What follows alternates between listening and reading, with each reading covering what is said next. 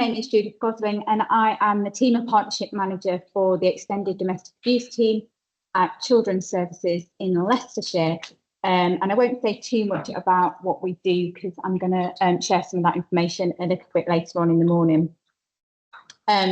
So like Liz said, we've got quite a packed agenda, lots of different people coming to talk to us from different agencies, lots to hear about, and I think it's going to be really interesting, informative and challenging for us to think about how we respond to domestic abuse. The slides, you will receive them all, so you don't have to worry too much about lots of note taking, but just try and be present and take on board what is going to be shared with us.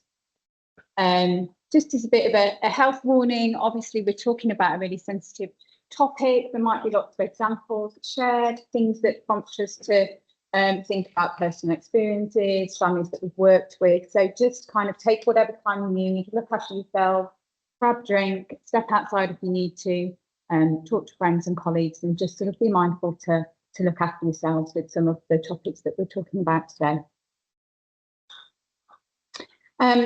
So Safeguarding Matters hold regular learning events, considering a broad range of safeguarding issues that take place over the year.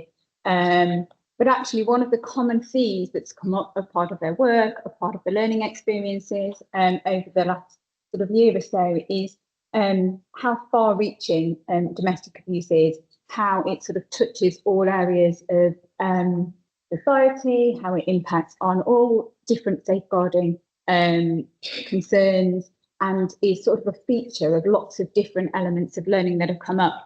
So the decision was taken to put on a really specific event that focused solely on safeguarding with a domestic abuse focus, and bring together partners from children's work, from adults' work, and to think about actually holistically how we can support people impacted by domestic abuse.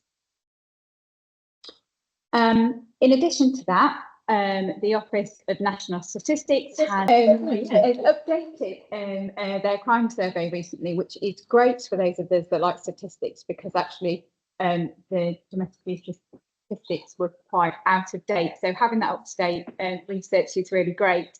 But actually, more importantly, what we've seen is some of the questions used within that have been put together with partners from specialist domestic abuse agencies. So it is felt as though some of those responses, some of the data that's come from that is likely to be perhaps more reliable than it may have been previously, which is a real positive in terms of us having a better understanding of the prevalence and the impact. However, obviously what that has shown us is that more than 12 million people are presently thought to have suffered abuse from family members or partners, which is showing again that increase from what previous statistics have told us. And I'm guessing that for most of us in the room, unfortunately, that's probably not a surprise, and it's probably still a massive underreporting in terms of the scale of the problem. But it is what it is, and having that better understanding with questions that have been put together more thoughtfully is likely to at least present us with a more accurate picture than perhaps we've had before. So one of the questions then really, in terms of the context, is what has the national response to that update been, and to what we know is a rising concern around domestic abuse. There's lots of information on the slide, and reference to other pieces of research and reports. I'm not going to go through it in lots of detail, but I would encourage you to take a look at that. But just to summarise what the national response to the increase is. So firstly, there are calls to change legislation in terms of younger victims, recognising that children and young people are experiencing domestic abuse in their own relationships at a younger and younger age, and actually we need to be responding to that appropriately and thinking about how we recognise that and what the right way is to respond and to support. There is consideration to new laws ensuring tougher management of those sentenced for offences relating to domestic abuse. Greater recognition of the devastating impact of domestic abuse on those that survive it, and recognition that that impact isn't just at the time that they are going through those experiences, but that lifelong impact. And although that is really it's really sad to see that. I think to have that recognised, that actually those survivors that end up taking their own lives, actually to have it recognised that that is a direct impact of their experiences of domestic abuse, feels hopeful in terms of better understanding the impacts of some of those experiences. Thinking about children as victims of domestic abuse in their own right, I work for children's services, so this particularly piques my interest, but I'd really encourage you to go away and read the Commissioner's report. So much voice work gathered from so many young people that are victims of domestic abuse, not necessarily in their own relationships, but victims in their own right through their experiences within their families, and lots of detailed and really insightful recommendations coming out from that in terms of how across agencies we really need to be supporting children and families in those experiences. Other organisations, the NHS as well, being sort of challenged really to consider what their response is to domestic abuse, what are their policies and practices, and how do they recognise that within their own organisation.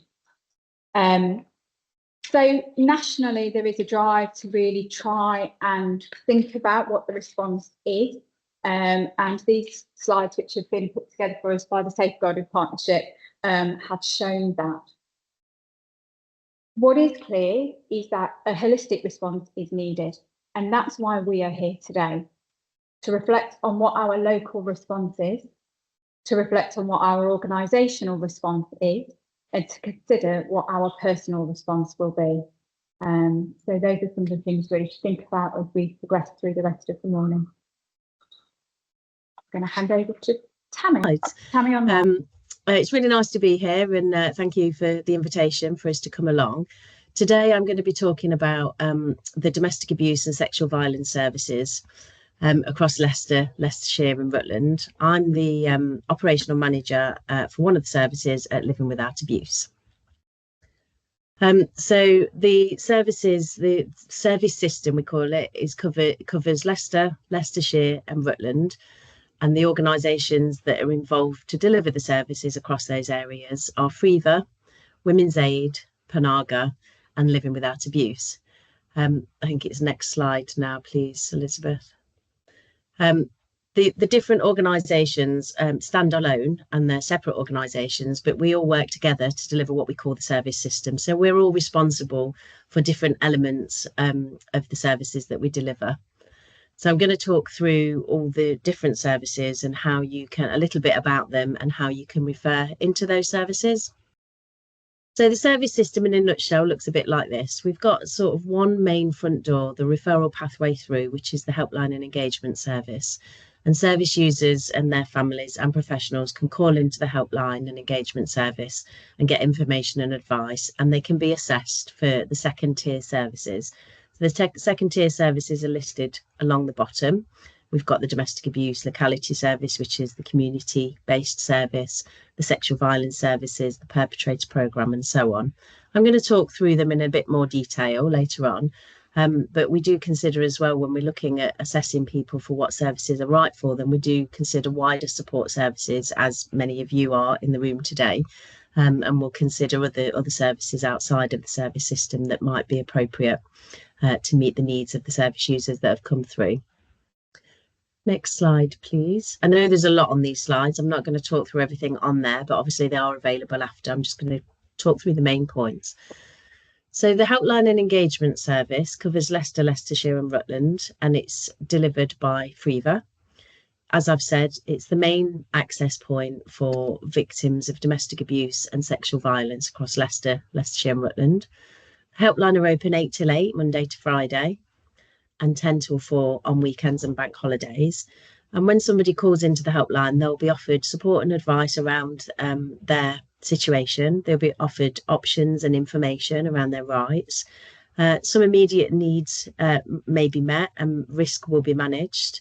There may be a referral to MARAC if the case is high risk case. So the multi-agency referral may be made so that we can manage risk in that way as well. Well, the helpline and engagement service will always also consider different services. So the second tier services, but external services as well.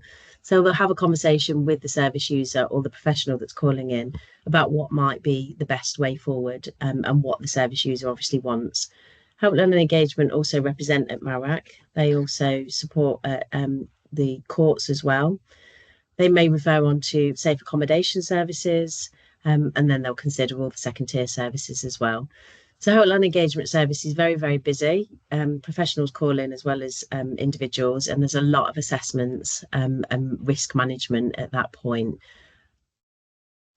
If you wanted to refer in to the helpline engagement service, the banner at the bottom of this slide has the online referral form link, so you can refer in using that link. Next slide, please. So Friva also manage the sexual violence services across Leicester, Leicestershire and Rutland. It's specialist sexual violence support for all ages, including children and young people. They support for all aspects of sexual violence, and they offer information and advice. They offer emotional support and practical advice. They'll offer this on the telephone, face-to-face and through groups as well. They'll liaise with lots of the professionals around what might be needed for that service user, and they'll work with the police and the courts as well. Friva do deliver support if somebody's reporting to the police the sexual violence or non-reporting, and they will support through the whole court process as well. And they do also offer group recovery support and therapeutic support if that's needed. And the referral pathway for the sexual violence service is the Friva online referral form, which is at the bottom of this slide. Slide, please. Moving on to the domestic abuse locality service, we call it the Lotus service. It covers Leicester, Leicestershire and Rutland, and it's the community-based support for men and women aged 16 plus. Living Without Abuse deliver this service, and this service covers all levels of risk. So this would cover the standard risk service users as well as the high risk service users. So we would represent at MARAC and go along to support our clients at MARAC. We work with lots and lots of agencies, including the police, courts, social services. We deliver our support on again, one-to-one, through group support, through telephone support, whatever the service user is looking for, really. And we look at all aspects of different things that might be impacted by the domestic abuse. So we look at safe accommodation, we look at well-being, finances, safety, the children, other family members. So we're looking at lots of different areas, finances, lots of different areas in their life that might be impacted. And we will support for maybe up to 12 weeks for that, and maybe then refer on to additional services within LWA or within the service system as well. We do offer community clinics, so drop-in clinics as well. And we do offer therapeutic support for service users when they may have completed the community-based support and feel a bit more settled, but actually need some further support. We do offer counselling services as well within the Lotus service. If you wanted to refer on to the Lotus service, it would be through the Friva online referral form, which is at the bottom of that slide. So Living Without Abuse also deliver the group services as well across Leicester, Leicestershire and Rutland. We deliver a range of groups to cover domestic abuse awareness. We have different groups with 12 weeks or 8 weeks or 6 weeks. We also deliver groups to help with confidence building and self-esteem as well. And we deliver the Lightbulb group, which helps families that are on child protection plans to help them understand family dynamics, focus on the impact on children, and help them manage working alongside social services to keep the children safe in the family. Most of our groups are for women attendees, but we do deliver male victim groups as well around domestic abuse and healthy relationships. Living Without Abuse always have groups running. We deliver groups online. We do face-to-face. A lot of the groups are in the week, in the mornings, but we do evening groups as well, to try and suit what everybody needs and working times and things like that. If you want to get an idea of what groups we're delivering, we always have our group programme on the Living Without Abuse website. So the timetable will be there, and it'll tell you a little bit more about each group and what it involves, and who it might be for, how long it runs for, the date it runs, the time and the day. Online, we don't share locations if they are face-to-face groups, just for safety reasons, but you could have a look or direct service users to have a look at our website to see what group might fit them. And this way they can really get a good choice of, you know, Tuesday afternoon or Monday morning is right for me, knowing that they can then attend. Because we manage our groups in this way, we don't have big waiting lists for groups. So they're released regularly, and as soon as they're full, we remove them from the website. Yeah, you can always see the timetables as well. And this is for adult groups. So if you wanted to refer somebody to an adult group, or they wanted to call in themselves, they can ring the helpline, or as a professional, you can use the online referral form. The online referral form is only for professionals, not for service users themselves. So Living Without Abuse also deliver the children and young people services, and you'll see that this is mentioned that it's Leicester City only, because the service system only covers Leicester City, but Living Without Abuse do have a county-based children's service as well, which is very similar to what I'm going to explain now. So we support children 0 to 18 and their families who have been victims of domestic abuse. It's community-based support. We do a lot of the work in schools or at community centres or children, family and wellbeing centres. We do have a high-risk service for children at risk of high-risk, intimate relationships or from their family members as well. We deliver our support with children on a one-to-one basis or group basis rather than online. We do some online groups for the older young people, because sometimes that works better for them, but generally it's face-to-face support for children and young people. We do deliver lots of groups as well for parent support sessions, and we work with lots of other agencies, especially schools, because we go and visit out in schools, children's social services as well. And we do offer counselling for children and young people as well. If they've accessed our services and they're still struggling, we do have an in-house counselling service for children and young people. The kind of thing that we look at supporting with children and young people, we work with other agencies as well. So if social services are involved or early help are involved, we will work and see what everybody else is delivering. Sometimes we have different interventions in schools as well. So we'll work with the professionals that are delivering support in schools. But we're looking at ensuring children are aware of unhealthy behaviours and what a healthy relationship looks like. We look at helping them manage emotions and recognise different kinds of emotions. We see a lot of children and young people who have been victims of domestic abuse really do struggle with anger and worries. So we really help them manage how they can, navigate the different worries and anger issues that they do experience with siblings and other family members. We'd look at staying safe with them as well, and looking at who can support them to stay safe, whether it's family members or somebody from school or groups that they attend. And we look at sort of moving on from the domestic abuse. I think we have a lot of sort of negative thoughts from parents that we don't support both parents. If a child has been a victim in a relationship that's experienced domestic abuse, we need to make sure that they have the right to have a safe relationship with both parents. So we will work towards that as long as it's safe for that young person or child. We're not against any individual parent, and we will work to making sure that they have a safe relationship, because that is their right. So that is our children and young people service in the city only, as part of the service system delivered by Living Without Abuse. And if it is in the city, you would refer any children or parents through the Freeva online referral form. And then moving on to the perpetrator service delivered by the Jenkins Project. They support individuals that are using abuse within their relationships and who want to change their behaviours. They have lots of different programmes to support this. They have longer programmes, shorter programmes, one-to-one. They deliver their programmes evenings and in the daytime as well. Most of their programs are for males, but they do have a women's group as well, and they do have a group called Step Up for Dads. The Jenkins Centre project also support the partners of those people using the abuse, and they will support for practical, emotional. They'll do safety planning and signpost on for different agencies.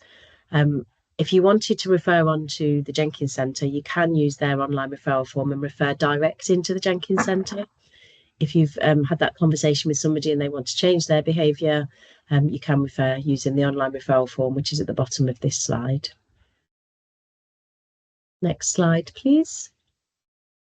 Moving on to the safe accommodation services, Women's Aid deliver part of the safe accommodation service, and they have safe accommodation in the city and in Leicestershire and Rutland as well. They have dispersed properties and refuge properties. So they have a range of different services available. If you wanted to refer somebody through to safe accommodation, you would use the Freeva online referral form to do so. Next slide, please. Women's Aid also have some resettlement support as well in the city, and they also deliver some in-house counselling. They've got a housing link worker as well that will support with housing in North West Leicester and Oadby and Wigston, and they do also deliver some group programmes across Leicester, Leicestershire and Rutland. And Women's Aid also have the Male Adam project, which is county Leicestershire based. Lots of different services there, as well as refuge that they will deliver. Next slide, please. Panaga also deliver part of the accommodation services, and they focus on specialist BME families, women and children, including families that don't have recourse to public funds. They have multilingual immigration support services and counselling support services. They have units across Leicester City, and they have second stage units as well across Leicester City. They do have units across Leicestershire as well, but it's not part of the service system, but I'll talk about that a little bit later on. So if you wanted to refer into safe accommodation, either Women's Aid or Panaga, you can refer using the Freeva online referral form to do so. So the referral pathway for members of the public, we have the helpline. Professionals can call the helpline as well, but members of the public, that's the main route in for the referral pathway. There is a web chat as well and a text phone, and there is an email for members of the public to use if they wanted to get in touch. All of these would go through to our one front door, which is with Freeva.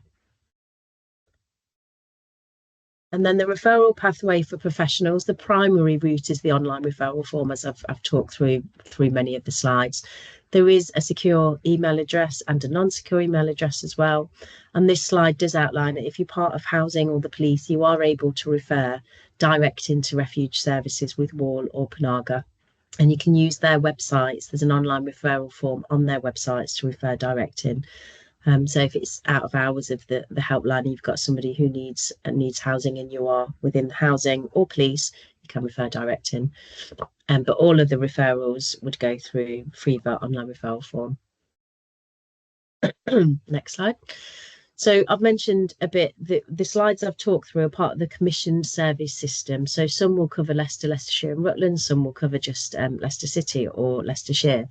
But the organisations involved in delivering the service system also have different streaming funds that they will deliver separate services. Living Without Abuse also have a sexual violence service. It's called the Amber Service, and they cover Leicester, Leicestershire and Rutland. Next slide, please. They support all age groups of sexual violence, and they will support if they're reporting or non-reporting. And we also have the county family service. I did talk about it earlier, but the Jasper service covers Leicestershire and Rutland. We support from age 4 to 18, very similar to the city service. We do groups, one-to-one. We go out to schools. We use community-based settings to deliver the support, and we also deliver support for parents as well. Living Without Abuse also have the counselling services for adults and children. And if you wanted to refer to these services that I've talked about, the sexual violence and the county family service, you would use the LWA referral form, that's the purple link below. the LWA services direct, and they'll go direct into LWA for those services. Women's Aid also have non-commissioned services. I've talked through some of them already. They deliver the Adam Male Victim Support Group. They've got the Housing Link Worker. They've got refuges available, dispersed refugees across Leicestershire and Rutland as well. And if you wanted to refer into those services rather than the service system services, you would use the Women's Aid website, which is the purple link below. And Panaga also have bed spaces in the county as well. And you could use the Panaga link direct. If you do refer into the wrong place, it will make it to the right place. It's just more direct. So service system's been going for a few years now. We placed UAVA, and it's, you know, we're all working together to deliver different aspects. We communicate well within the service system, and make sure people are accessing the right kind of support at the right time. So as a professional, if you're referring somebody in, you should get communication from the helpline initially to let you know receive the referral, and then when it's referred on to maybe one of the other tier services, you should receive communication when that case is allocated. In terms of waiting lists for different services, for the standard risk cases, there are waiting lists. We're managing them really well. However, we can't get away from having waiting lists for some of the services. But when somebody is waiting to have an allocated worker, they would have gone through lots of assessments with the helpline, and also with Living Without Abuse if it's a community-based setting. And they would have had lots of services already offered, like food banks, like maybe we've been referred to MARAC, like risk management, referrals to social services. We would offer lots of support before they're allocated that worker as well. High-risk services don't have waiting lists, and as I've mentioned, groups generally don't have waiting lists. We just look at what's being delivered on our timetable on the LWA website. And then the last slide just mentions that we do work with lots of other agencies, very close to Zinthia, CAB and Charmer Women's Centre, who are not part of the service system, but we do work with them as well. Thank you very much. I'm Gary Watts. I'm the Safeguarding Partnership Manager for Leicestershire and Rutland. We've got just a 10-minute slot, myself and Lindsay Bampton, who's the board manager from Leicester City. So we're doing a joint slot here. But bear with me, I'm not very good at this. Hopefully you can hear me still. We're talking about domestic violence and the domestic homicide reviews that we deal with across Leicester, Leicestershire and Rutland. In Leicester, these reviews are facilitated and completed by the Leicester Community Safety Partnership. For Leicester and Rutland, it's slightly different because we've got district and borough councils in Rutland, and there's 8 community safety partnerships, and we manage the review process across for all those different borough councils. Domestic reviews can also feature in other learning reviews, such as rapid reviews, local child safeguarding practice reviews, and other case reviews that we do. I won't go into all the detail because we haven't really got time, but you will get these slides afterwards and you can see what's on the screen behind me. Safeguarding adults reviews are completed by Leicester and Leicestershire and Rutland Safeguarding Adults Boards in accordance with the Care Act guidance. And we also talk about the second national SAR analysis, which looked at learning from safeguarding adult reviews completed between 2019 and 2023.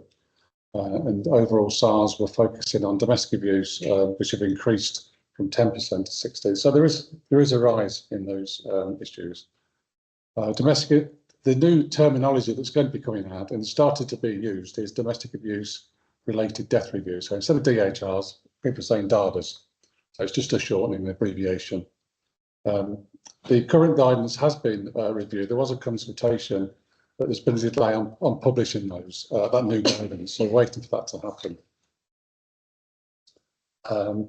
It looks at the new reviews, the new guidance looks at incorporating learning from previously completed DHRs, as well as data relating to deaths within England and Wales. Skipping over some of this because we haven't got enough time, but you will get these. DHRs are using a trauma-informed approach and a victim-centred approach. The current guidance we're still using is 9 years old, and it was updated back in 2016 to include deaths by suicide. But there's also a category of neglect, which is being used, obviously, to match the criteria against some of the cases we're dealing with. So I think we'll leave that bit. So learning from reviews, I'm going to hand over to Lindsay for this bit, and then I'll come back up and do a bit myself. Do you want to take over? Thanks, Gary. I'll step to one side. Hi, everyone.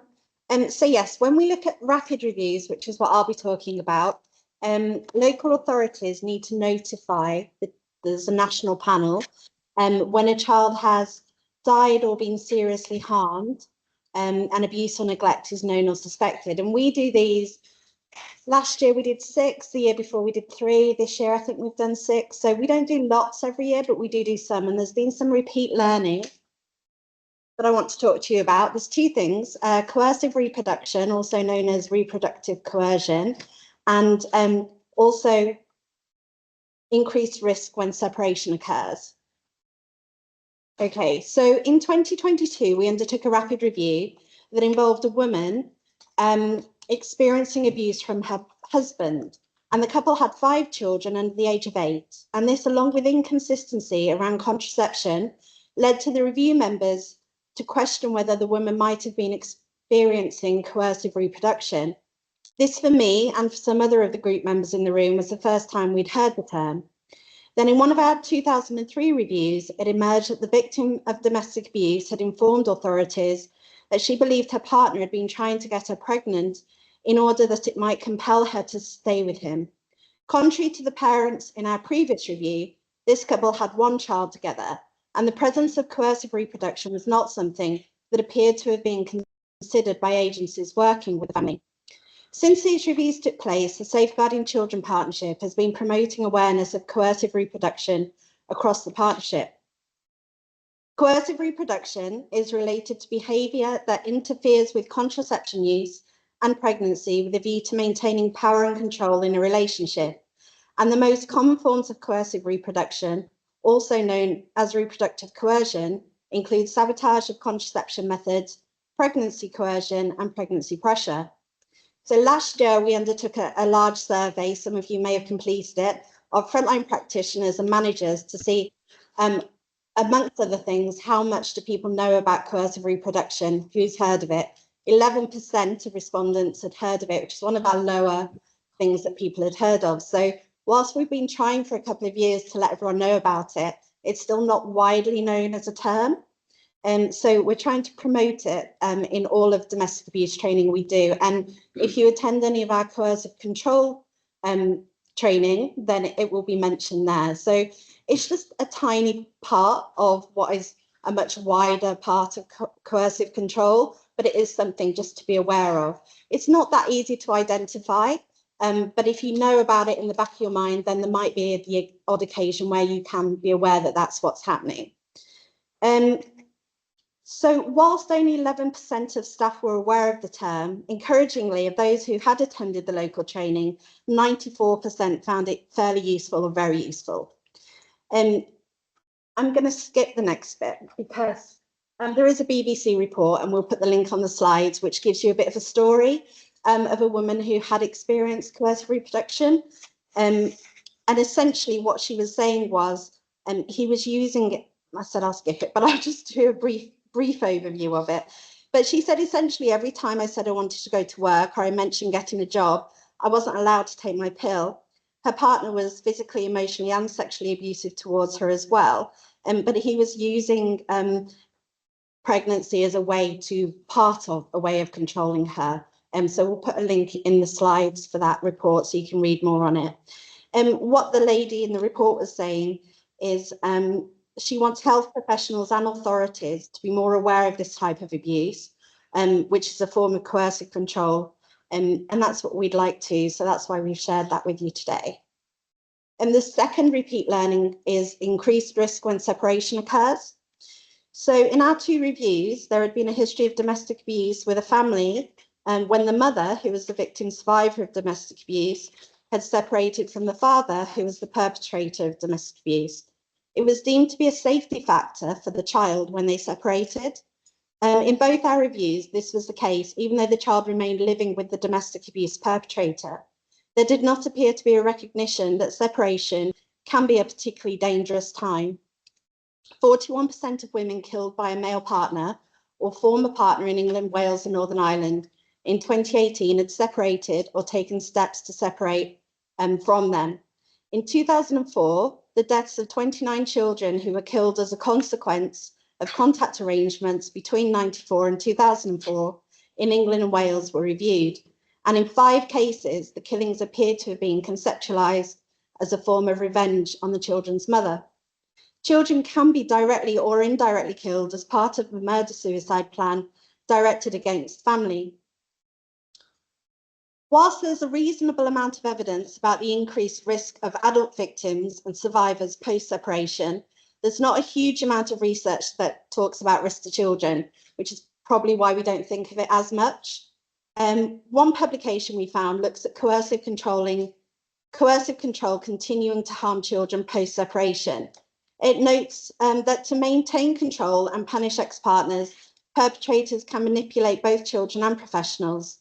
The research talks about behaviour that can be intrusive, threatening and or punishing as part of the perpetrator's post-separation coercive control. So where these behaviours exist, they were largely, but not always, hidden from professionals and others outside the immediate family. So they weren't obvious. The perpetrator was more often than not very charming when professionals went round. We recognise there's not a huge amount of research, as I've already said, and we know that harm doesn't always continue post-separation, but there's enough information available that should make us stop and think. So when we say the narrative safety is in place due to separation, we need to recognise that post-separation may not be a safe time for children, and we wanted to raise that awareness with you. Thank you. It's The Monster Who Came to Tea. Some of you may have seen it. It's very impactful, and it can be quite distressing. A Thursday just like any other. Lily's favourite tea had been made by her mother. As Lily slurped up wiggly worms galore, her slurping was disrupted by a knock at the door. Lily opened the door and shrieked in surprise at a charming-looking monster at least 3 times her size. Sniffing the air through a disarming wide grin, it said, "I smell spaghetti. Can I come in?" To the outside world, it appeared friendly enough. But once behind closed doors, it grew moody and rough. They tiptoed nervously after the big hairy slob to find it shoving fistfuls of tea into its gob. Ugh, disgusting, it snared, banging its fist, launching a plate at Mom's head that only just missed. As its shards shattered violently, Mom calmly said, "Okay, Lily, go get ready for bed." Lily backed out the room, praying it wouldn't react. Experience had taught her to avoid eye contact. Climbing the stairs, she looked back once more, seeing the monster hurl vile insults through a gap in the door. What's with the makeup and the revealing dress? You know I despise it. Who are you trying to impress? The monster seethed at Mum's friend sending her texts. After smashing her phone, they both knew what happens next. The monster's fists tightened, its knuckles whitened, as it towered over Mummy, who was now really frightened. Shh. Daddy's home.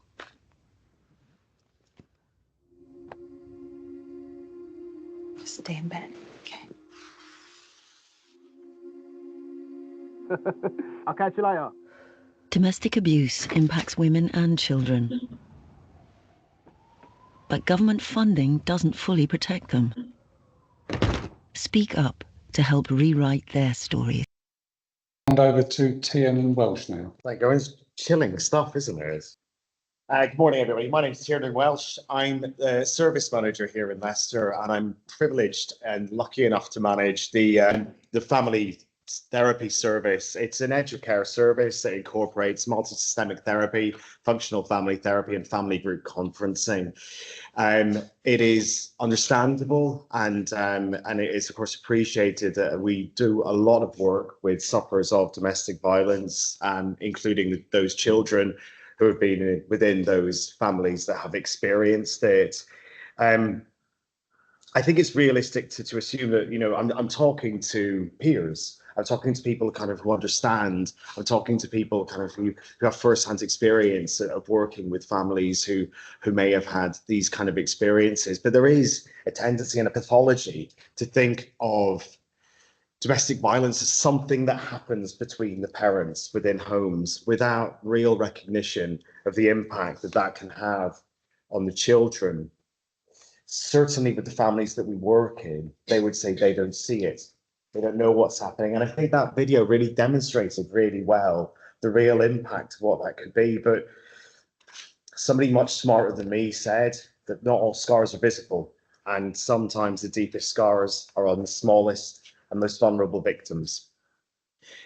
I'm not going to go through all the slides. I'm certainly not going to go through all of the stats, but what I would like to acknowledge is the power of some of these details and just make sure that that is something that we do take away with us and that we remember the impact, the physical, the emotional, the neurological and mental impact that these children will carry with them if they have experienced something as traumatic as domestic violence or domestic abuse within the home. And again, I'm speaking to people who understand this, but it should come as no surprise that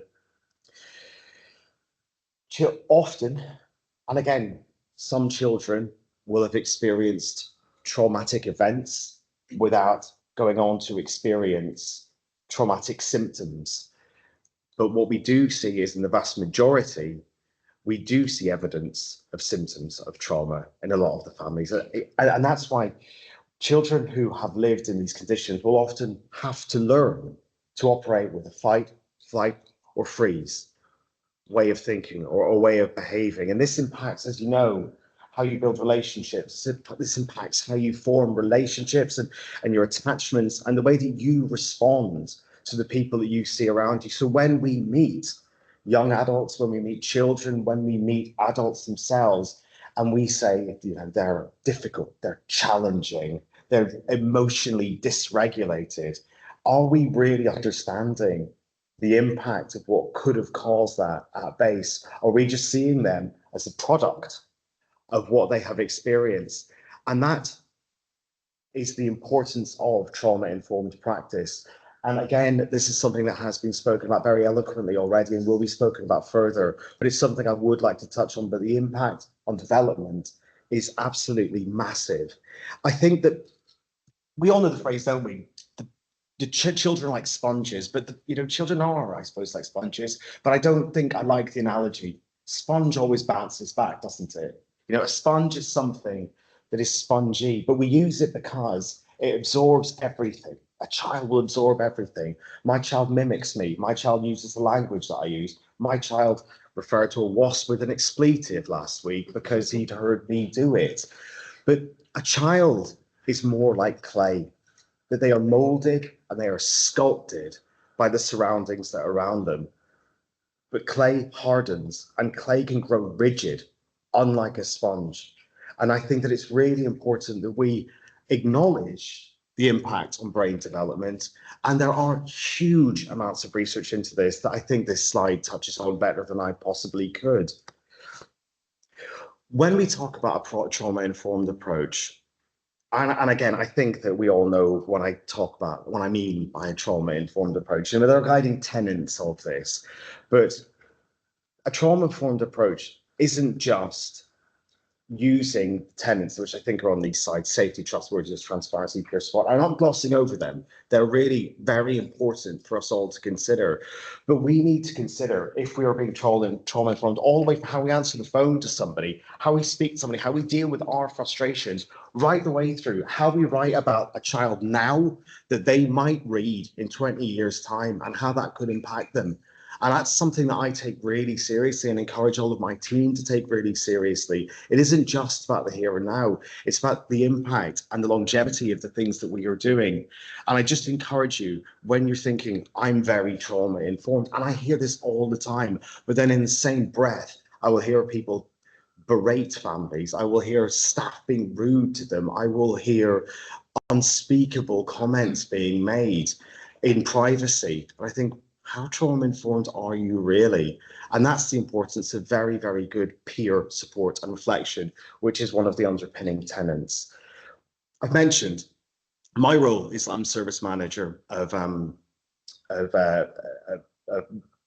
family therapies, and within that we deal with systemic treatment of children.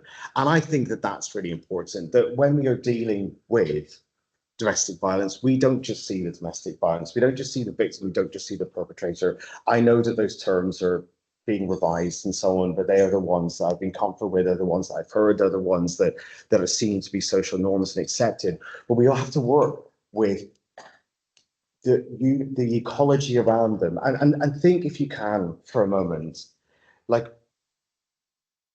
if you have a plant in a garden and it's not thriving, you don't blame the plant, do you? You change the surroundings, you change the soil, you get rid of weeds, you absorb more sunlight, you water it, you nurture it.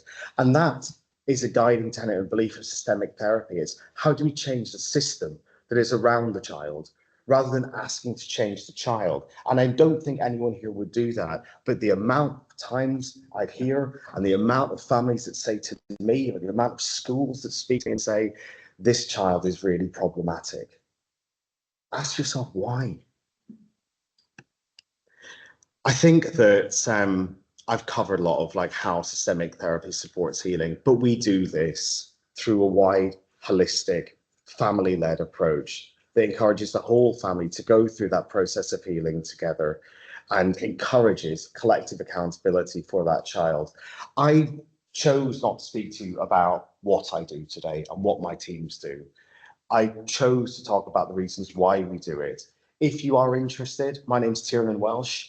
My details are on the slide. Please do get in contact with me, and I can talk to you about multisystemic therapy, multisystemic therapy for children and families, about functional family therapy, and reunification processes, and about family group conferencing. I am going to tell you a little bit about the work that my team does. As I say, I'm manager for the domestic abuse team at Children's Services at Leicestershire County Council. We've been on a bit of a journey over the last few years and been really challenged to think about the way that we respond to domestic abuse. We recognise that for a huge proportion of the families that become known to our service, and for families that become known to our service time after time after time, domestic abuse is a feature for a lot of those families. And whilst it's not to say that what we were doing was wrong or bad or any of those things, but we had to really look and say, we need to respond to this differently, because what we're doing is not having the impact that we would want it to have for children and families. So we reviewed what our processes were, what our offers were, and what our general approach really was to working with children where domestic abuse was a concern. And we identified first and foremost that there were some gaps in our service provision in terms of who we were working with and how we were working with them. So that's why our team sort of came into being. People say, what do you do? And we do so many different things, and which part of the service do you sit in? Well, we kind of sit centrally because we've got different things that we do that touch different areas of need. So that's why we've got a bit of a funky name, really, and we don't kind of sit in a box, but it makes the work really kind of interesting, and it certainly is great to be a part of. So we recognised right at the front door that we had a gap, and we were missing a huge amount of families that we never worked with and we never offered any support to. And where we did, we certainly were not doing it in a very timely way. So there was a whole cohort of families where we might receive standard risk, DA, PPN. It would be triaged. It wouldn't meet threshold for children's social care involvement. It might qualify for, mum to be referred for the Freedom Programme, you know what I mean? And she would maybe go on a waiting list, a very kind of stereotypical response. But actually, that wait would be 6 to 8 weeks for that mum, at which point things had moved on, things were different, perhaps things didn't feel maybe as they did at the time. And we were missing a massive opportunity in terms of engaging with people. So one strand of my team, we've got 5 support and intervention workers, and that is a really early intervention, quick get in at that point of crisis, respond, do what we can there and then kind of piece of work. So it sits almost it kind of sits early help, but almost a little bit before that. And we try and get out and respond to families, to visit them, make contacts with them, that initial contact within 48 hours of those PPNs coming in. Sometimes we can get someone on the phone the same day. And we're just super proud of that. And what those workers do, at the very least, all those families get a telephone call, they get a discussion around what's happened, talk to us about this incident, how does that feel for you, how does this fit with day-to-day life, what does that day-to-day experience for you and your children, some sort of telephone-based initial, very brief kind of safety planning advice and support. Anything from that up to 5 weeks worth of intervention, where we will go and meet with them, we will have conversations face to face, we'll support families to identify who their network is, get the network together, work with them collaboratively to put together some safety plans around domestic abuse, around the children. Sometimes it's around safe contact, make referrals to other agencies, talk to schools, support them to get in with housing, support to engage, to move to refuge if they want, all those sorts of things, as much as we can possibly do in that time scale. Get in there and then at the point of crisis where people just need somebody to come alongside them and say, we hear you, we recognise what's going on, what can we do to support you? And then make sure we're trying to refer people on for that longer term support to the other agencies and services that we've heard about. On average, we are having contact with about 50 families a month. That banner's about to drop. Sorry, I could just see it crashing down. So about 50 families every month, they're having contacts and having that level of support that actually is a service most of those we'd have had no contact with at all. If we can't get hold of them on the phone, we go and announce, we knock on the door, we try and get in. If when we go, we see things that are obviously concerning or additional information comes in, we'll escalate that and talk to our social care partners and say, actually, we think this needs an assessment to better support the family. But because we've gone and we've started some of that relationship building, we're often more able to get consent where we may not have got it before. So we're super proud of that piece of work. But we also identified that actually it fits in with a bigger piece of work around engaging with dads. I think all the services can perhaps resonate with that. That actually as children's services, we weren't always great at engaging with dads. We very often weren't having those conversations. And we certainly were not having conversations with the person causing harm in families experiencing domestic abuse, be that mum or dad, whoever that would be. There was a lot of nerves and worry around that in terms of, well, we don't know what conversations to have and we don't want to make things worse, and people were really cautious about that. There were some attitudes around, well, why would we want to go and engage with them? We're here to support the children. And actually we were just missing an opportunity to really support change. If we want to change things for our children and reduce the impact of domestic abuse, we absolutely need to be talking to and engaging with and supporting the person who's causing harm in that home, because we need to better understand what the risks are and what that looks like, and working with that person allows us to do that. That then means we can safeguard better. But actually, a lot of our plans, a lot of our work was really focused on whoever the victim was of domestic abuse.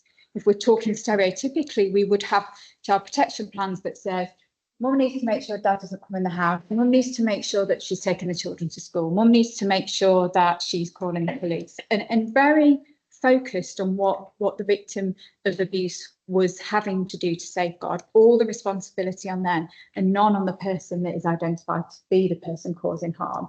So actually, let's work with them, let's support them to change, let's encourage them to really think about the impact of this abusive behaviour on their children, and let's bring them to the table. You are a part of this work. We want to work with you. It's part of the change. So we are providing one-to-one intervention at a very, very kind of early doors kind of stage. It's very much about engaging. It is those conversations. What's going on for you? What are the behaviours that you're using? Do you understand how this impacts the children in your home? And starting to open up some of those conversations in the hope that at least some of those adults might then go on to access that longer term, more intensive behaviour change programme that they need through the Jenkins Centre or whoever that might be. But we also recognised that schools have a massive role to play in supporting children in our area. And obviously all of our schools get Operation Encompass notifications daily to advise them that there's been an incident at home or in the family. But actually, what were schools doing with that information? How were they using that? How were they responding to that? Really, really mixed approaches to that. Some would be very much, oh, it's need to know, so I'll write it on the file and I'll file it away and nobody needs to know. And others kind of, you know, hi, you know, mum and dad, come and talk to us. We know there's been an incident, and sort of what we wanted to do was support schools to understand how they could respond to that in a trauma-informed way for the benefit of the children and the families. And what we found was that there was massive gaps in terms of just general understanding about domestic abuse and that awareness of what it is and what it looks like, how they might notice that in the children in their classrooms, how does it present across different age ranges. So we've also got workers that are going out and doing that work in schools as well. Really quickly, because I know we've got no time. But what we realised was it was more than just about having a team. What we didn't want to do was all our social workers and family workers to say, oh, we've got this team that can work with, you know, that dad or that mom, or, you know, you go and do that work over there. We needed to have an attitudinal approach, a shift in our thinking as a service in terms of the way we're working, and for all of our staff to really think differently about domestic abuse and how we need to support families experiencing it. And so we've been on a journey to adopt the Safe and Together model. We're very early on. We've got about 40 practitioners that have been trained, but finally now a plan over the next 2 years to roll it out more broadly. And for those of you who've not heard of it, I'd really, again, encourage you to go away and look at their website and try and better understand what their model is, because I'm going to talk about it in about 2 minutes. But really, the premise is about trying to support families and trying to move away from that narrative that is victim blaming, that tells us that if we want children to be safe, then parents need to separate, and that's that. Meeting them where they're at, talking to them about what does this relationship look like? Do you want to be together? If you want to be together, let's look at, can we support you to achieve that safely for your children? Because actually what we know is if we've got a safety plan that says you need to separate and this needs to happen, and that's not what they want, it's not a safety plan, because it's not adding safety for the children, because they won't do it, or they might do it for a period of time, or they might tell us that they're doing it, and actually it's just not worth the paper it's written on. So let's have those conversations, let's think about it differently. Let's support children in their healing in terms of staying together within their families wherever possible. And let's work with our survivors in a different way as well, and talk to them about what are they doing well in these situations. Because certainly as children's services, we can be really critical in terms of saying, well, why did you let them in when they knocked on the door? We've told you we don't want them to do this, but you've done that. You have, you know, put your children at risk by doing that. Let's understand why they might have made the decisions. How is that for them safety? Because actually doing that and managing that in that way is a way that they feel they're safeguarding their children. Let's have some of those conversations. Let's support them. Let's talk to them about not go, this is another domestic abuse relationship you've been in. We've been here before. Okay. So when you left last time, what worked? How did you manage to do that? What are the things that you did well for your children in that situation? How can we do some of that again and support you? Let's work with survivors differently, and let's engage again with the person causing harm to better understand them, to better understand the risks, and ultimately to try and protect children in a different way. So we're trying to take all of our staff really across the service on a journey in terms of that change. It sounds dead straightforward. I'm really passionate about it, and we do this work day in, day out, but some people are still very early on in their journey in terms of understanding it and kind of buying into this change in a way of working. So we've put together loads of resources in a domestic abuse toolkit that was put together with our partner agencies that we're constantly trying to update. Tiernan talked about, I should put Tiernan, it was Lindsay, I think, talked about escalated risks at point of separation. The times we'll get referrals in and somebody will say, oh, it's fine because, mum and dad are separated, so that increases safety. No, let's learn from what we know about pieces of research such as the homicide timeline and the risk factors checklists and all of that information that we've got to really understand how do we respond. And lots of staff training based from internal from our learning development team, but also from other partners and specialists in domestic abuse across the county and externally as well. And pulling all of that together, we've just rewritten some domestic abuse assessment guidance, trying to pull some of that together and really say actually we need to be starting to change some of this thinking right at the front door. So just really quick whistle stop tour in terms of actually at Leicestershire Children's, how we're just trying to approach this work differently in the hope that we can reduce the impact on children and support families to be safe. Hey, good morning, everybody. I'm Remy Humphreys. I am a Detective Superintendent with Leicestershire Police, and I am the Adult Safeguarding Lead for the police. I'm delighted to be here today. Really great event. Thank you for inviting me. I'm here to talk about domestic abuse in older adults. So this is about the signs to look out for. This is the risks that we face when we come to identification of domestic abuse in older adults. And also how it differs from the slightly traditional forms of domestic abuse that we're perhaps very used to dealing with in terms of intimate relationship domestic abuse. So that's where we have husband and wife, same-sex partners, boyfriend, girlfriend. This does slightly differ. So first of all, there was a report commissioned quite some time ago that the University of Durham completed for us.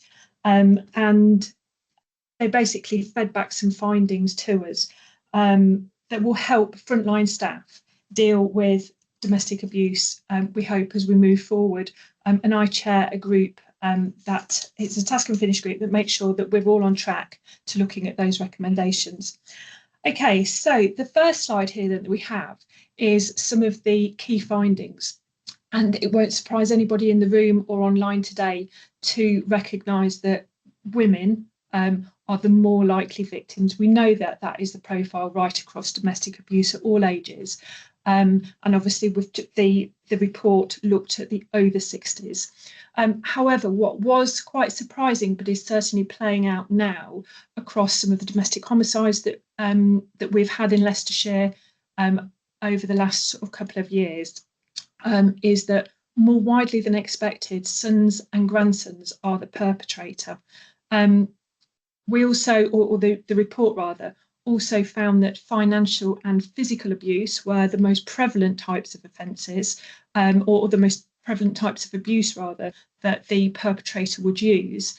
And the perpetrator profile featured very heavily across alcohol and mental health. So they were the sort of two key areas that were affecting perhaps the thought processes of those perpetrators and possibly driving some horrendous behaviours that we see.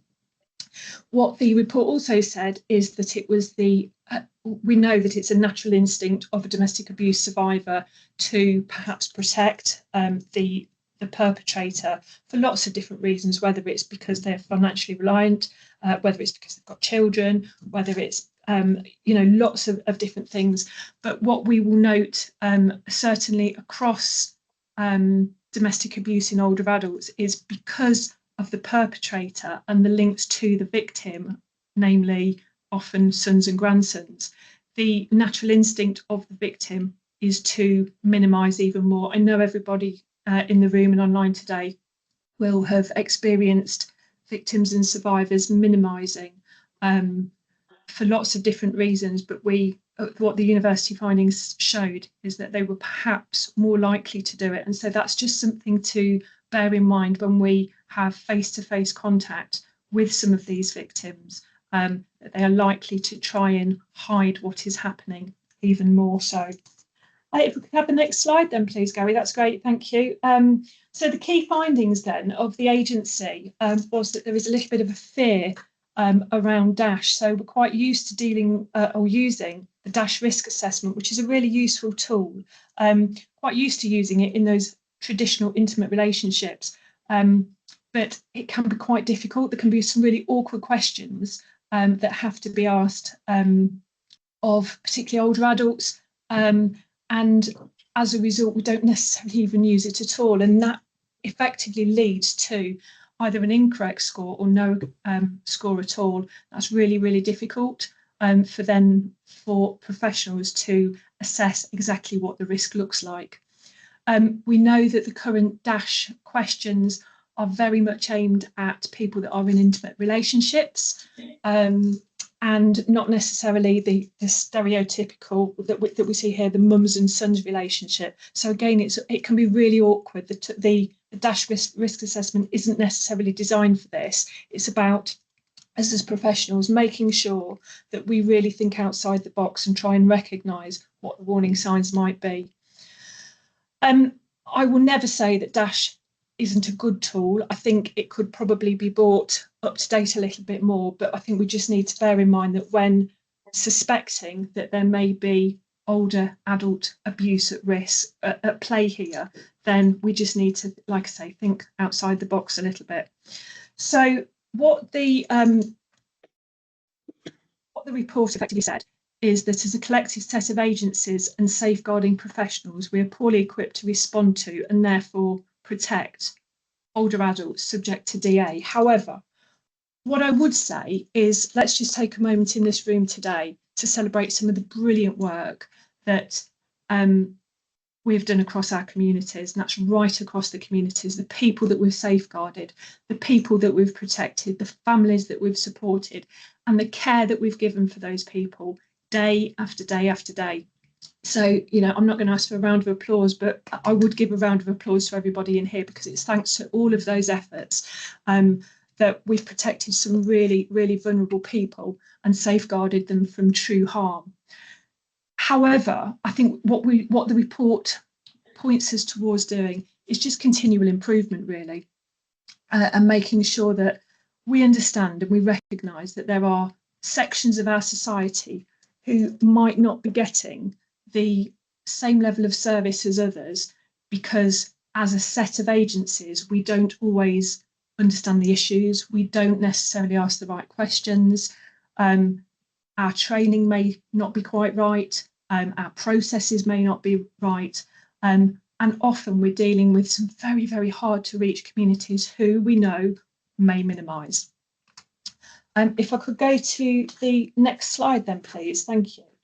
So the key recommendations from this report were very much about training and understanding of the professionals right across our sectors, to make sure that our policies and procedures are up to date, to make sure that we recognise different forms of abuse, be that financial, controlling and coercive behaviour, both of which can be really difficult to see. We're not just talking about bruises and injuries to people that may be really visible, but we're talking about financial control. We might be talking about a lack of visibility. I know that was mentioned in the previous report, a lack of visibility of the potential offender.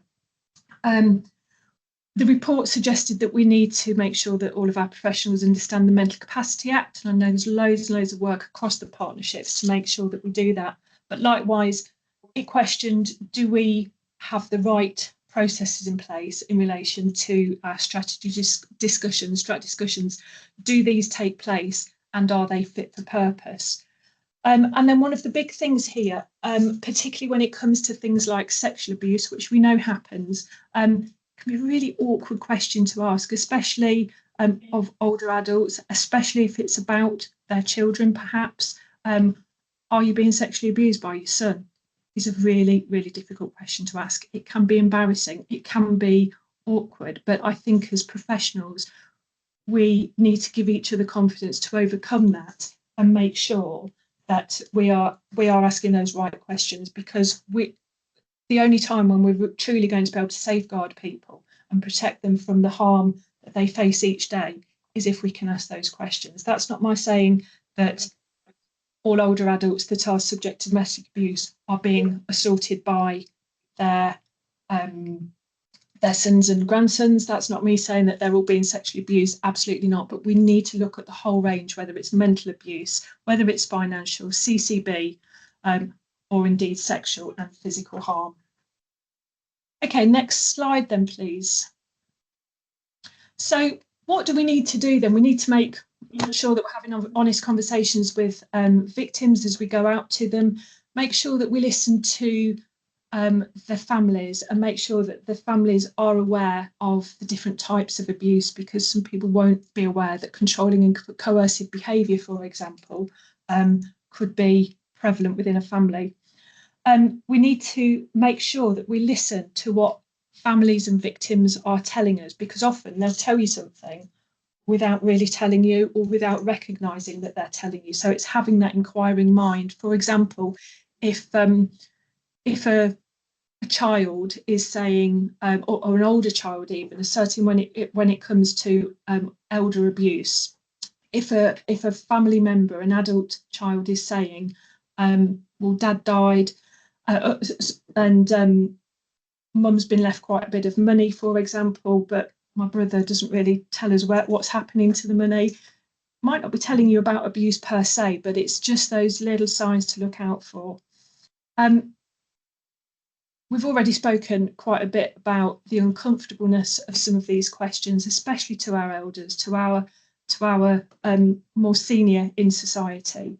But if you've got a gut feeling, go with it. I think it would be fair to say, just make sure that you go with your gut, raise your concerns with your line managers, even when they're not substantiated. So as a result of the report coming out, we set up a task and finish group, which I chair, and we've got an action tracker that is RAG rated, and that's looking in a really good place right now. So each of the agencies that are involved are on that tracker, and I think it's every quarter we meet and we make sure that we are in a really good position to better support families and particularly victims of elder abuse. If I could have the next slide, please, Gary. Thank you. So the next steps for us then, like I say, we do the tracker. We will continue to make sure that training right across the partnership continues. Certainly in the police it does. We've rolled out quite a lot of extensive work around domestic abuse in older adults. We're looking at training events. Obviously this one helps. And we're also going to have a joint external comms campaign. That's going to be around October, November, and will coincide with a safeguarding awareness week that is being run. I think it's nationally, I'm not entirely sure, might just be local. But effectively what we're looking to do is widen that circle of knowledge to better protect vulnerable people. I understand. If you go on to the next slide. Hi, good morning everybody. My name is Ashi Gosai and I am an independent domestic violence and sexual violence advocate at Cynthia Trust. Cynthia Trust is a small not-for-profit charity based in Leicester City Centre on Bishop Street. We're a charity who provides support to women and girls fleeing domestic abuse, but we also support in alleviating poverty to families and individuals. A part of our domestic abuse support is that we specialise in no recourse to public funds. So women and girls who have come here with a non-secure visa, which could be a spousal visa, a student visa, and they experience domestic violence, we are able to support them with practical, emotional, financial and refuge support. We also provide money, debt and energy advice. So this is also available to the women and girls fleeing domestic abuse, but is also available to families and individuals who are struggling with paying their bills, not sure if they're on the right benefits, want to see if they can maximise their income. We also do referrals to external agencies such as Charity Link for white goods and furniture. We do referrals to mental health agencies as well if we feel that our clients are in need of some support around that area. And we also do signposting to external agencies as well. Part of our support for those who are fleeing domestic violence, we currently have 3 refuges which are at full capacity at the moment, and these refuges are specially for those women who have no secure immigration, so no recourse to public funds, because this is a provision that's not available to women who have no secure immigration status. So you wouldn't be able to refer them to FREVA in order for them to secure safe accommodation, which is where we'd step in and help out. A little bit of background about myself. So I started with Cynthia in around COVID, so 2020, and I've been going strong for the last 5 years. In that 5 years, I have upskilled myself to do my IDFA training, and then later on, earlier this year, sorry, I did my ISFA, and the latter part of last year, I also completed my older persons domestic abuse advocacy training, which I am quite pleased that I did that, because it's opened my eyes to a lot of barriers that the older generations will have when trying to access support around domestic abuse. There's already there's already a lot of barriers to women and girls and men fleeing domestic abuse, but for those that are of a older age, it can be a lot more difficult, which is why Holly and Gurjit have asked me to come today and just kind of give you a bit of insight on statistics, what the barriers are, what perpetrators look like. So hopefully I'll be able to very quickly touch on these areas. So if there is any questions or anything, as I'm not physically there present, my email address is on this first slide, so please feel free to drop me an email. Okay, thank you very much for that. We're actually very short of time now, so I'm just going to go through the slides visually, but you'll need to look at them yourselves. There's a lot of detail on these slides. And there's statistics there on the first one. I'm just going to move on a little bit. What Ashley talks about is the who are the perpetrators. Just mentioned that herself. The different types of abuse that are perpetrated, barriers to what we do, and how to support.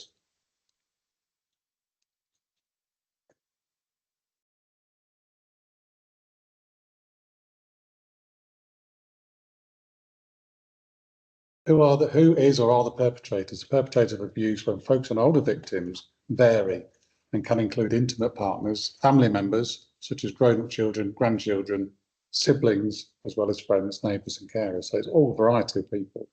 When supporting an older victim, it is important to understand who is in their support network, who is visiting them often, and also what typically happens during the visits. For instance, does a grandchild visit often and request large sums of money from the victim? You'll all have seen cases like this. Older victims may not always class their family members and friends as perpetrators of abuse, and may also feel an obligation not to report the case or the abuse due to the fear of the consequences for the family member or friend.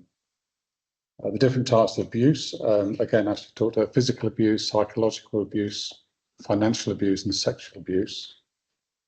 Being made to feel as though they're not in control of their own lives.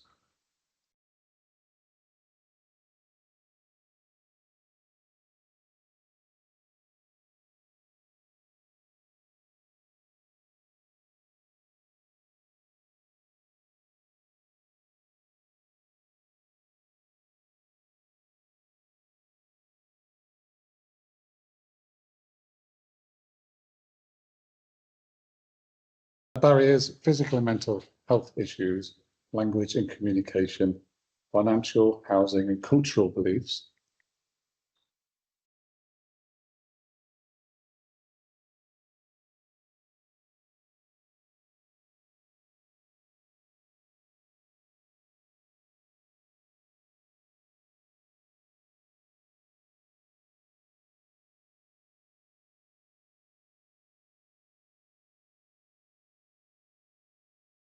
How to support. Professionals are encouraged to take the time to build a rapport with the victim and also be flexible with appointments where possible to allow for extra time or face-to-face meetings.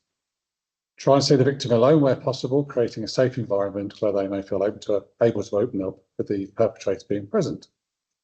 Older victims do not always recognise abuse or may minimise it, so it's important to work to unpick this with them and also identify any barriers that may be in place preventing them from leaving the perpetrator. And that, they're going to be a lot of barriers.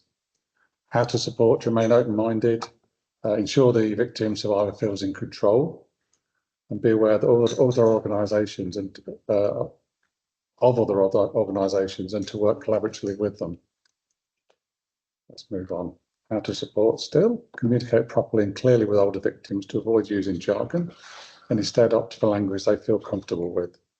Send appointment reminders where possible, as they may help to improve engagement, as it's accepted that memory can be impacted with age. I know that. Most importantly, remember that the victim is expert of their own experience. And that's it from the Zinthia Trust.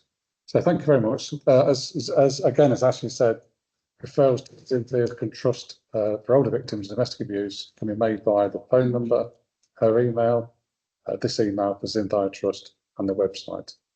Okay, thanks everybody. If you get back to our seats. Our next subject is economic abuse and the Domestic Abuse Act. And the presenter is Naomi Hawthorne from Surviving Economic Abuse. She's online. So over to you, Naomi. Thank you. Thanks very much. It's lovely to be here today as part of the Safeguarding Adults Conference. My name is Naomi Hawthorne, and I'm the Women's Sector and Survivor Engagement Manager at Surviving Economic Abuse. So Surviving Economic Abuse is the UK's only charity dedicated to raising awareness of economic abuse and transforming responses across systems, sectors and communities. Can we start with the slide presentation, please? Thank you. Cheers, thanks. So when we talk about, safeguarding, and what we've been talking throughout the whole of today is that we're essentially talking about protecting adults' right to live in safety, free from abuse and neglect, and children's as well. And that absolutely includes economic abuse, though it's still often overlooked or misunderstood in safeguarding practice. So since the introduction of the Domestic Abuse Act, economic abuse has been recognised as a statutory form of domestic abuse. But importantly, many adults that we work with don't initially recognise what they're experiencing as abuse, especially if it doesn't involve physical harm. So today we're going to explore what economic abuse looks like. And also at the end of today's session, I will give you a little bit of an update on the Compass project, which is a local project taking place here in Leicester. Next slide, please. Thank you. So as I said, at sea, our vision is to create a world where all women and girls achieve economic equality and can live their lives free of abuse and exploitation.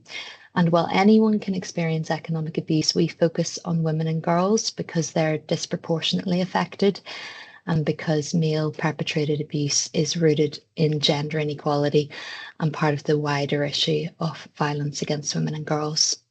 So economic abuse often occurs alongside other forms of domestic abuse, and it can undermine someone's ability to leave or recover from abuse. And this quote really powerfully shows that economic abuse often goes unnoticed in the moment, especially when survival is the priority. So when someone is focused on staying physically safe or protecting their children, the economic control and exploitation can be backgrounded or minimised or normalised until later. And it's only with distance and safety that the full picture becomes clear.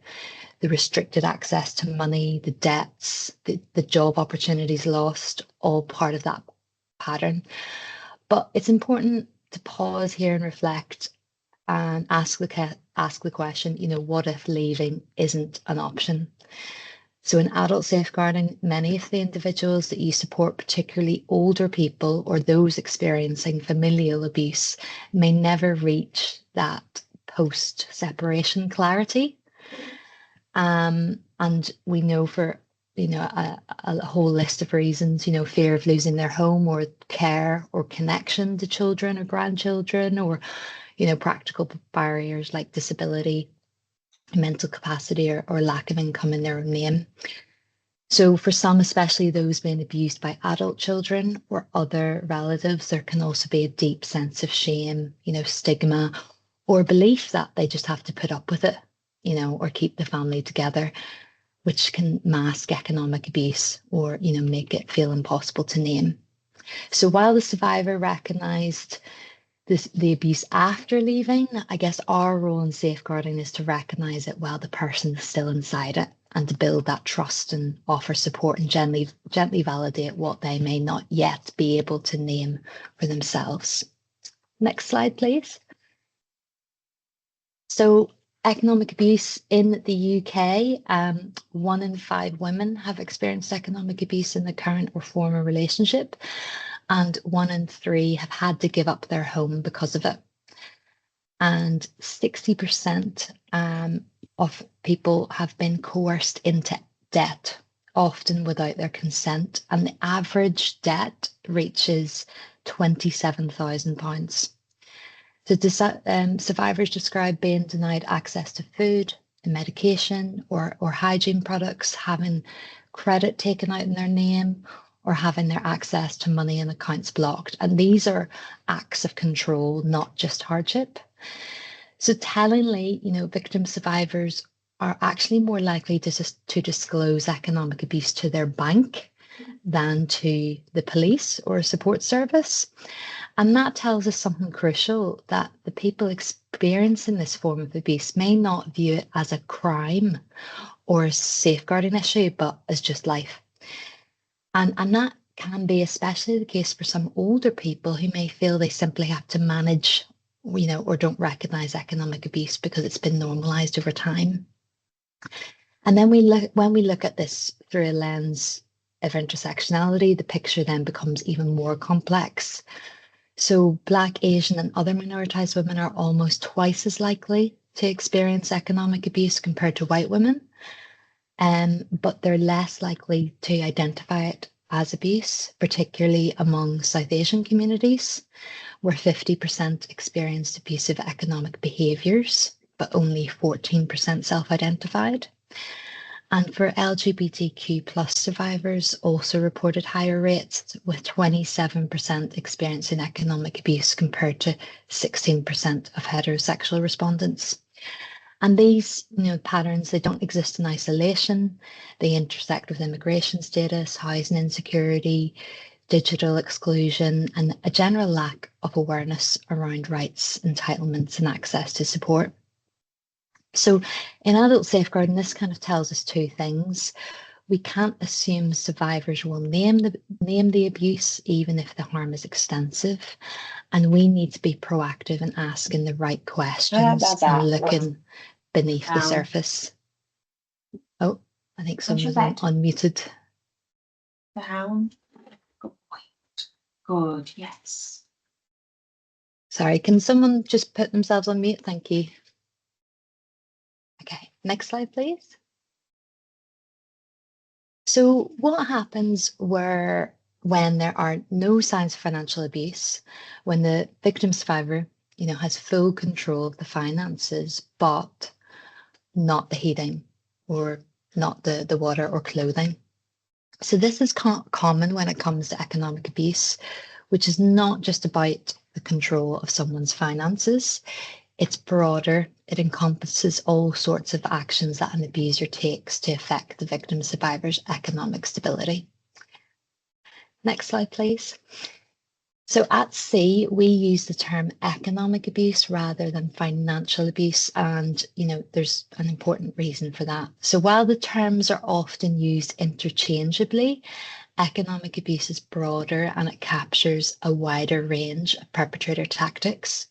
So financial abuse refers to things like controlling someone's bank account, restricting access to money, or forcing them to take out loans or debt in their name.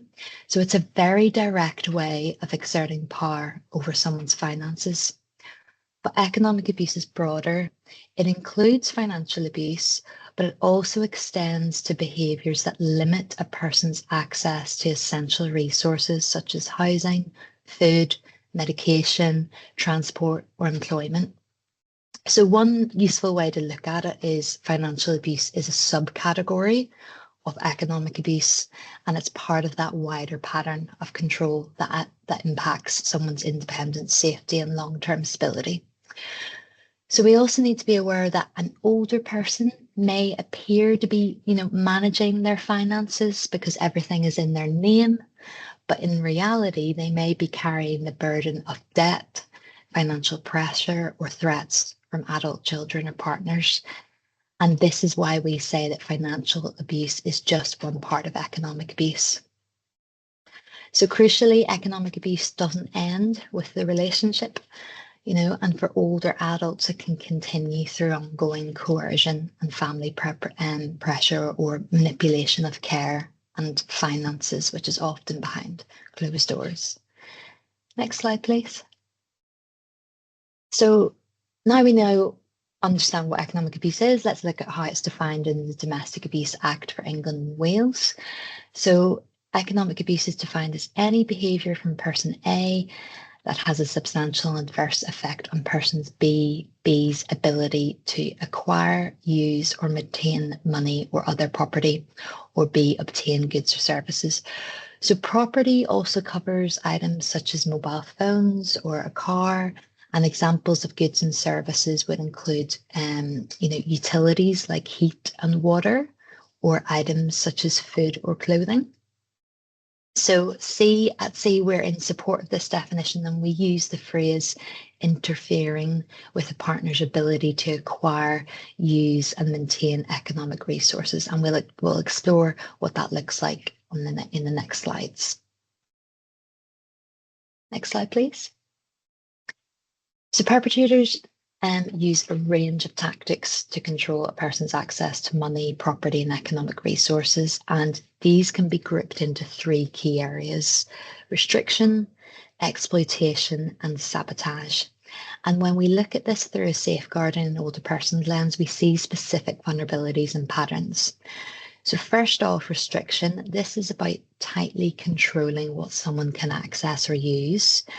And for older adults, this might look like a family member managing their bank account, but without withholding access to spending money, a spouse controlling all pension income, an adult child deciding what can be bought or accessed, sometimes under the guise of helping. At Jewish Choice, which was a co-produced initiative developed by older people in Wales and led by the Centre for Age, Gender and Social Justice at Aberystwyth University, they found that many older women didn't realise that they had equal rights to joint finances or that they could legally separate. So some had invested in property that was solely in their partner's name, unknowingly giving up rights to key assets. So I think that's really important for us to keep that in mind. Also about, older people's kind of level of understanding around their basic rights. The second one there is around economic exploitation. So where the abuser uses someone's resources for their own benefit.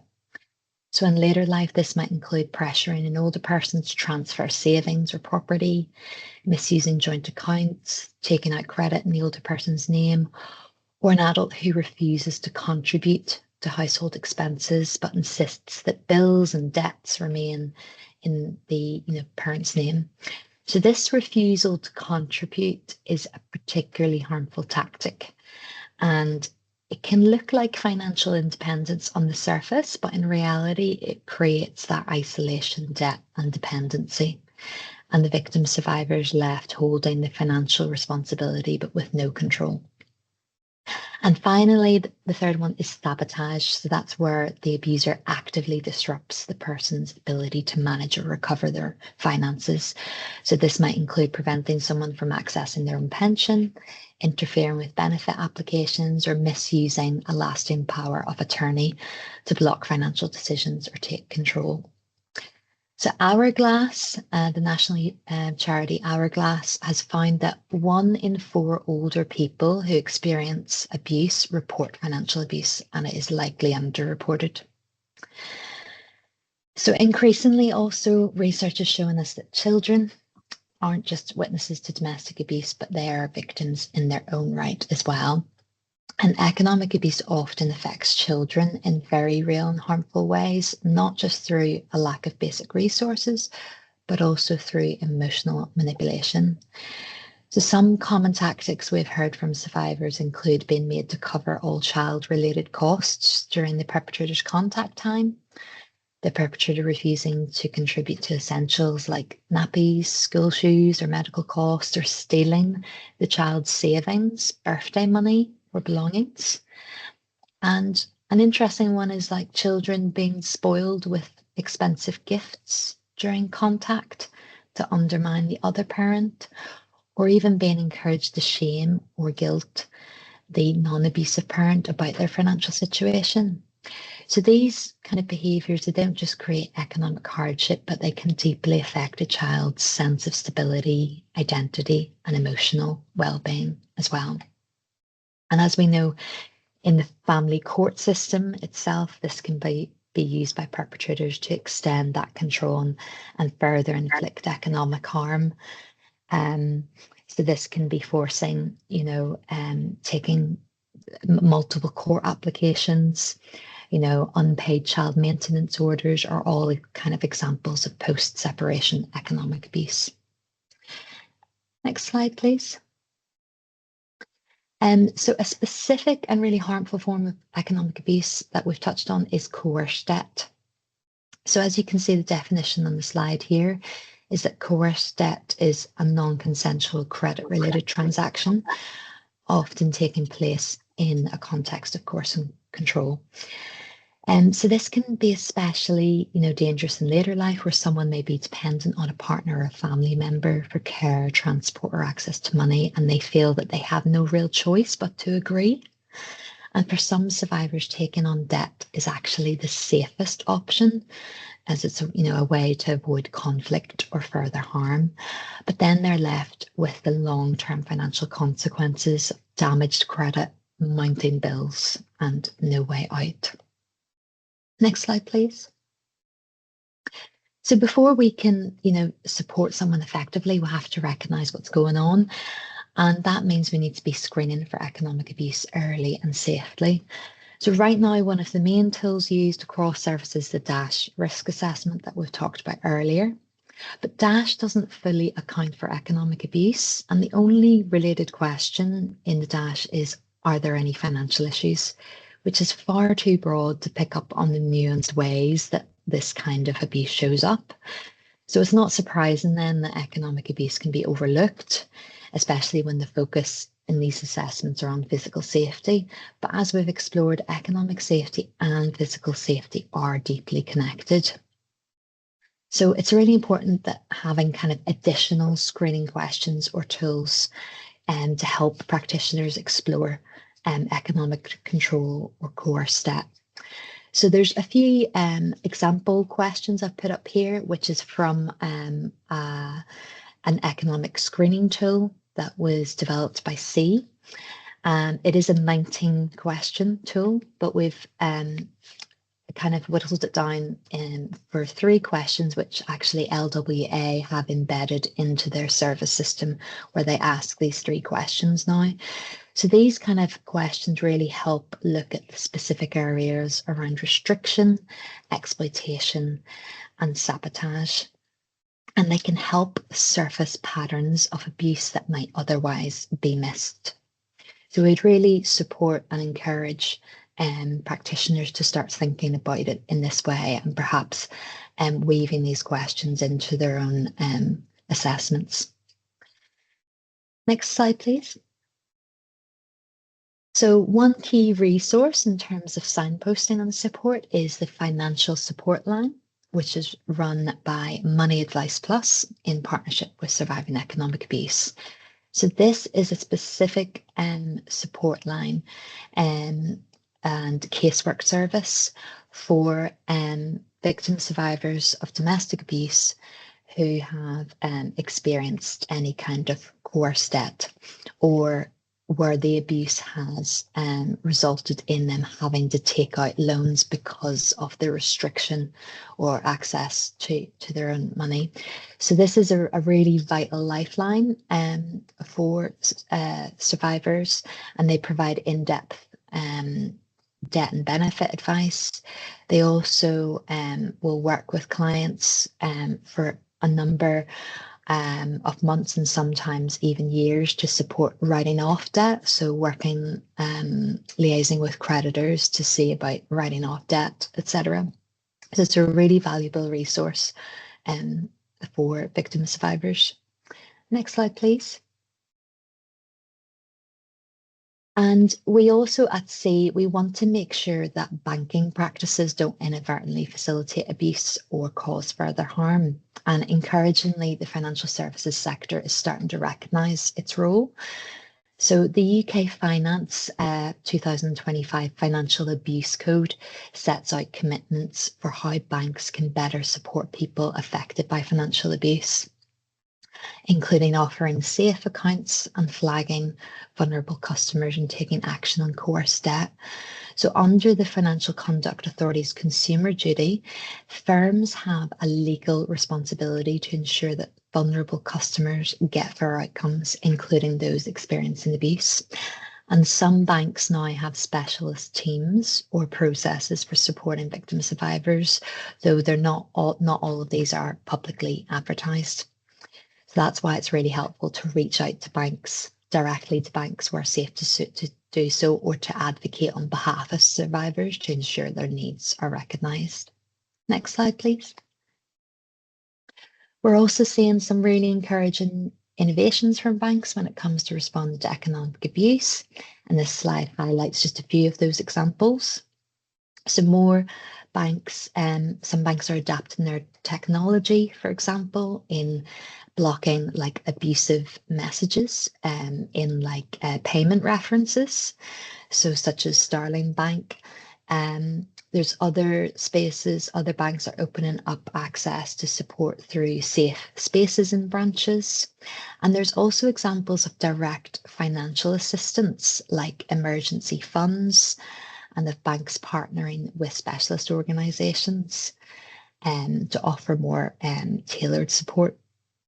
So as you can see as well, it's at TSB, they have launched a £500 flee fund for customers to cover costs relating to flee and abuse. So even if a victim survivor isn't currently a TSB customer, they can open an account with TSB and have access to this fund. Next slide, please. And to help frontline professionals and victim survivors navigate what support is available from banks, SEE has developed a banking support directory. So this is a really practical resource that brings together information on what different banks and building societies can offer, from things like opening a new account without traditional ID, to accessing specialist teams or safe spaces in branches. And because many banks don't publicise these measures widely, the directory helps bridge that gap, making it easier to know where to refer, what kind of support to ask for, and how to advocate effectively on behalf of victim survivors.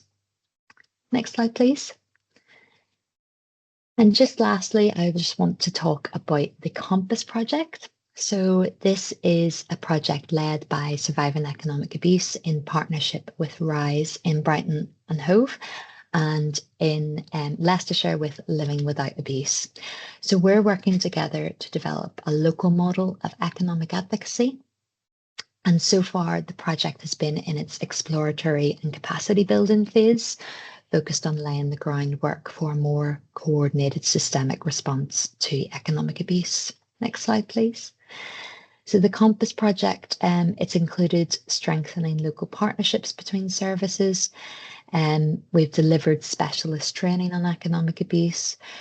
LWA has embedded an economic abuse screening tool in their assessment processes. And we've undertaken scoping research, which involved interviews with professionals and focus groups of survivors. And we've also engaged community finance providers, such as local credit unions, and provided for the first time a first pilot of our training for credit unions to the Leicester Caribbean Credit Union. Next slide, please. So from the scoping work, we identified key areas that survivors and practitioners alike found there was a need for more joined up support. So safety and wellbeing, income and essentials, housing and property, legal support and tackling perpetrators were the key areas for change. And our next steps at Compass is to develop and test interventions across these pillars. So we're really calling on your support really to kind of for the next phase of the project in terms of testing the approaches, sharing best practice and learning through evaluation. And we're also offering free training, including economic advocacy. So if you're interested at all in any of these interventions or training, please do get in touch with you, as we'd love to hear from you. So thank you. I know I've run slightly over time, but please do get in touch with Eleni, who is the Compass Project Coordinator. Her contact details are on the slide there, or the info at survivingeconomicabuse.org. Thanks so much. Okay, so hello, good morning everybody. So basically I was asked to put some slides together just to explain to you about the Leicestershire and Rutland MARAC, and literally where we are at the moment with this all, and our process here.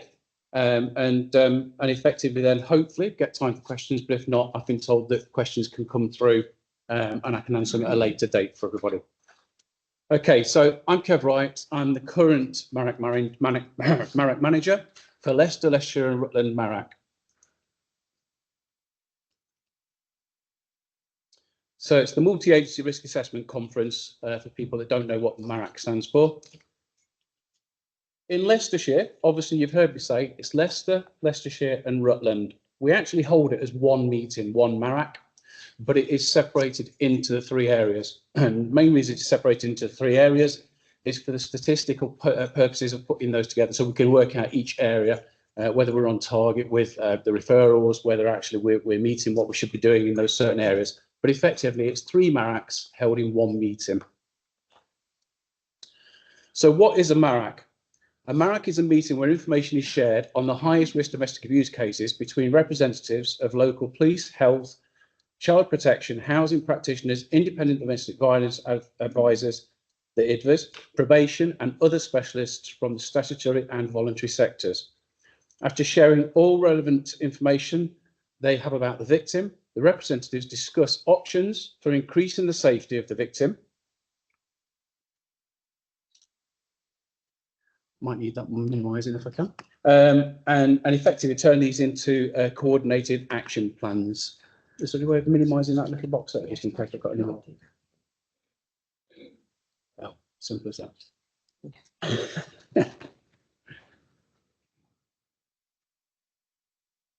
Has it stopped working? That's stopped working now. Do something about the arrows? Okay. So the primary focus of the MARAC is to safeguard the adult victim. The MARAC will also make links with others to safeguard children and manage the perpetrator's behaviour. At the heart of the MARAC is the working assumption that no single agency or individual can see the complete picture of the victim's life, but they all may have insights that are crucial to the victim's safety. The victim doesn't attend the meeting, but they are represented by the IDVAs, who obviously speak on their behalf. So we have 4 criteria for referring into the MARAC. So they are visible high risk, professional judgment, potential escalation, repeat referrals. The most common used risk assessment tool is DASH. We do get some agencies that send in different risk assessments for us, but the most common one is the DASH. The domestic abuse, stalking and harassment and honour-based violence risk model. Standard risk.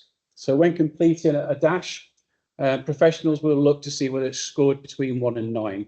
Current evidence between 1 and 9 does not indicate the likelihood of causing serious harm. So that would be classed as a standard risk. Medium risk score 10 to 13. There are identifiable indicators of risk of serious harm. The offender has the potential to cause serious harm, but is unlikely to do so unless there is a change in circumstances. For example, failure to take medication, loss of accommodation, relationship breakdown, drug or alcohol misuse. High risk, 14 or more on the checklist. There are identified indicators of risk of serious harm The potential event could happen at any time and the impact would be serious.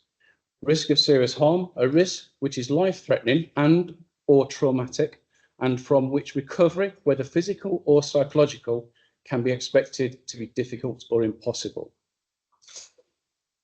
So I just put a little bit on here to break down the professional judgment. There is a lot of guidance on the Safe Lives website. For those of you obviously that are in this field, you'll know about Safe Lives website. For people that have not heard of Safe Lives, it is worth Googling them, having a look at all of the information on there. There's lots and lots of information for a variety of agencies, and there's some really good toolkits on there that you can work to.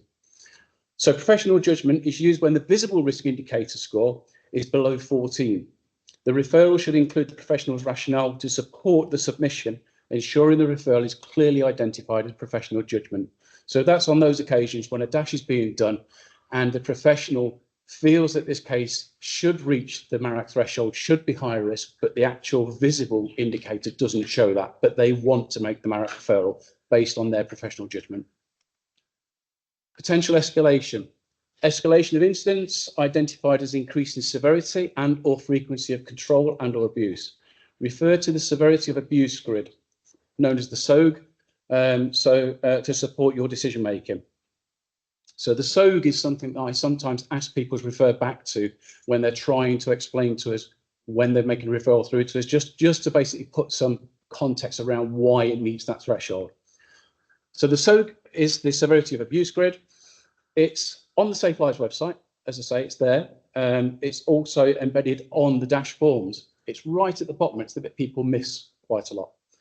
But it helps. It helps in basically to look at the risk assessment around physical, sexual, stalking and harassment, jealous and controlling behaviour. And it gives you the escalation severity around the 3 months guideline. And obviously you can work it out whether it's high, moderate, medium or standard from there. And that helps you support your decision making.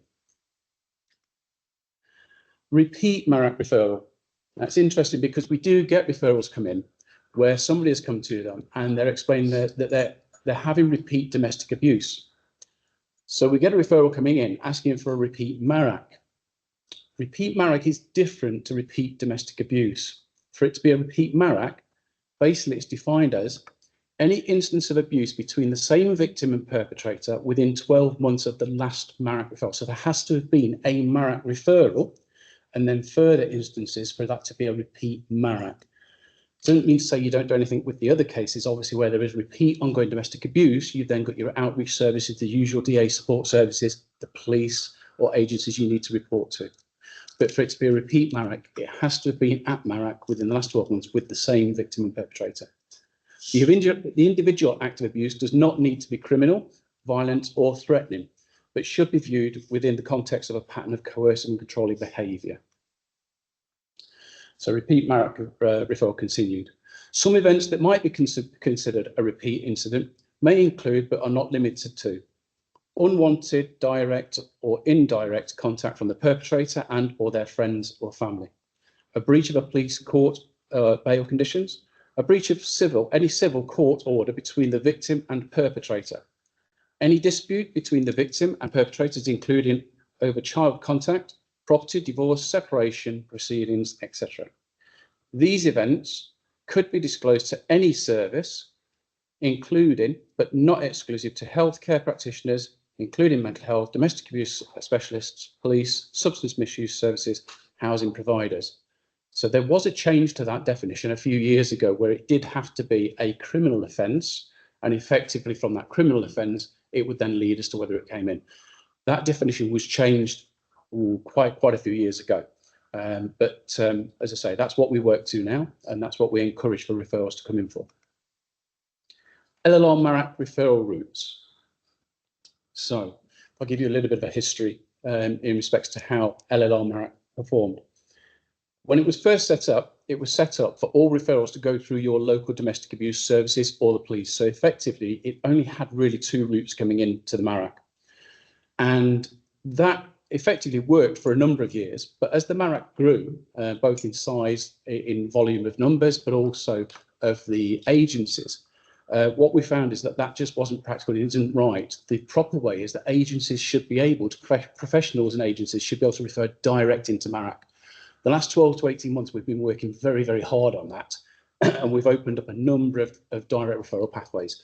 So if you were to be thinking of looking at making a referral to the LLR MARAC, if you Google it, you can Google, and it will come up, and it will literally go onto the Safe Lives website, and it will give you our email address direct. So that's where you can go in and make your referrals. Or you can refer direct into the MARAC just using the email or their link. Later on, hopefully, within the next few months, we're going to be able to put out onto some of the local websites the direct referral into us. We're just working on that and working out the logistics around it. So agencies signed up to the MARAC ISA and trained in MODIS are able to make referrals direct onto the MODIS system. So some agencies are trained and do it direct onto MODIS. Agencies signed up to the ISA but do not currently have access to MODIS can complete a referral using the appropriate approved forms direct into MARAC. That's the forms that obviously links you in through Safe Lives. Once you get the email come through to us in the referral, you'll get an email coming back and saying there's a couple of forms here we'd just like you to add on in respect to the referral. One of those is usually the dash, if you haven't included the dash with it, and the other one is obviously if it's a referral without consent of the victim. So we ask that form is completed so that we know that we don't have the consent of that victim on this occasion, but we are going to share the information and it will be explained to them at some point. Agencies who are not signed up to the ISA can complete a referral direct from the MARAC. They will then receive notification of a single attendance confidentiality agreement. So basically, the person making the referral will receive another email from us saying, this is the date of the MARAC, please come and present your case for us.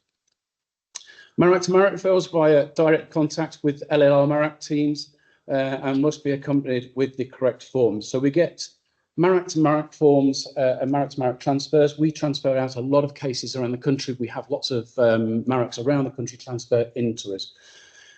You'd be surprised how many. It's not just one or two a week. We get quite a few. So there's a lot of information being transferred between agencies and organisations up and down the country. The pathways for referrals will improve further once the MODIS Direct portal web page or alternative platform has been finalised. So I hate reading that out to you. Better explain it to you.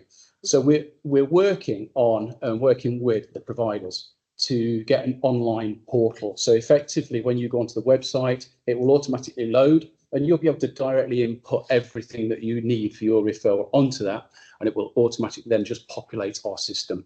So the referral comes in, it's already populated for us, and when we'll just set a date for the MARAC and you'll get your invite. Does that make better sense than what's written there? Okay, so at the moment, the way it works for us, cases referred to MARAC will be placed into the MODIS system. So it's MODIS we use at the moment. We have got some meetings going on to look at other providers within the next 2 weeks. Cases will be identified for circulation to the MARAC partner agencies, separating the cases into the areas. As I said, it's Rutland, City, County. Case lists will then be circulated by day 1, 8 AM. There's another slide and I'll explain that to you. Agencies will then receive a case list and populate the MODIS risk management plans with information to be shared and self-identified actions for 5 PM on day 1. Again, the flowchart will help you with that. Partner agencies will with access to MODIS will now be able to see the other agencies' updates, professionals involved and respond accordingly. That is where we're very, very different to a lot of MARACs across the country. The agencies would not be able to see that information at this point. They would only be able to see the information once the MARAC is being heard and on the day of the MARAC. We share our information at the point of the referral's gone out. You can come in and have a look at the information, start talking to the professionals. You've got a week to do that, put your safeguarding in place, put whatever it is you need to put in place to your safeguard, get your civil orders applied for. The police, obviously, they'll be putting their bail conditions in place and effectively come to the meeting 1 week later.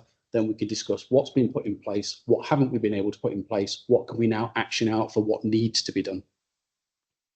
So that's a massive, massive change again over the last couple of years. Partner agencies who do not have access to MODIS will, as per the traditional MARAC, receive their information on the day.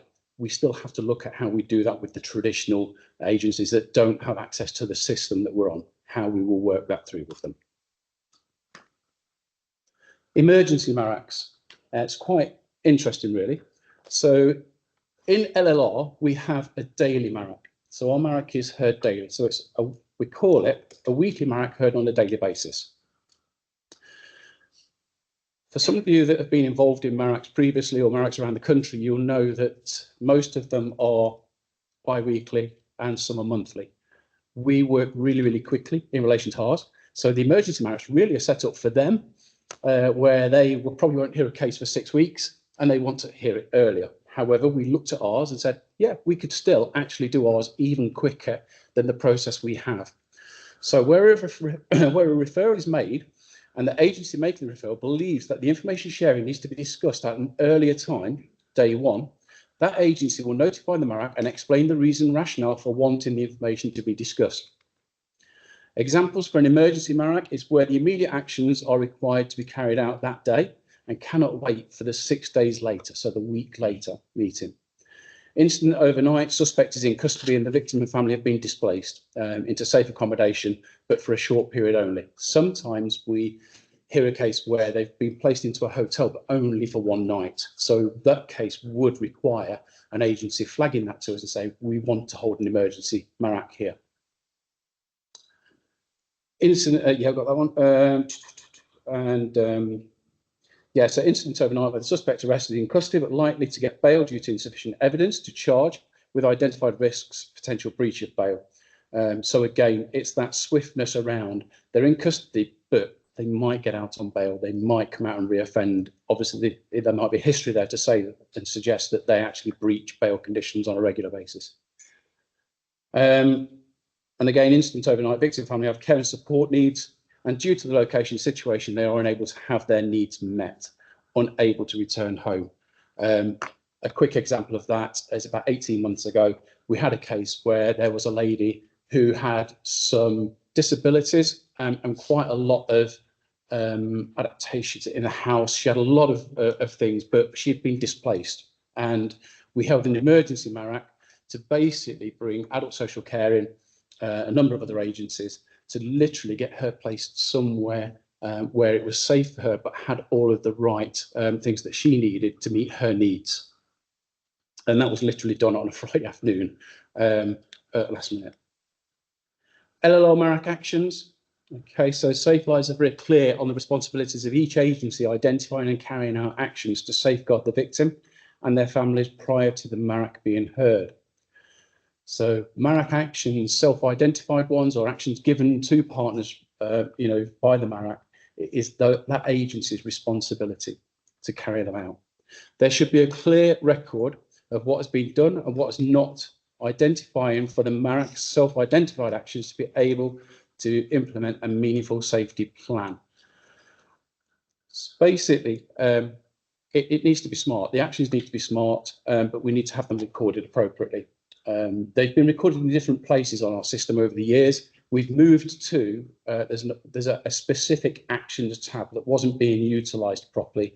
We've moved to that now, and we're able to track all the actions, which is really good for us.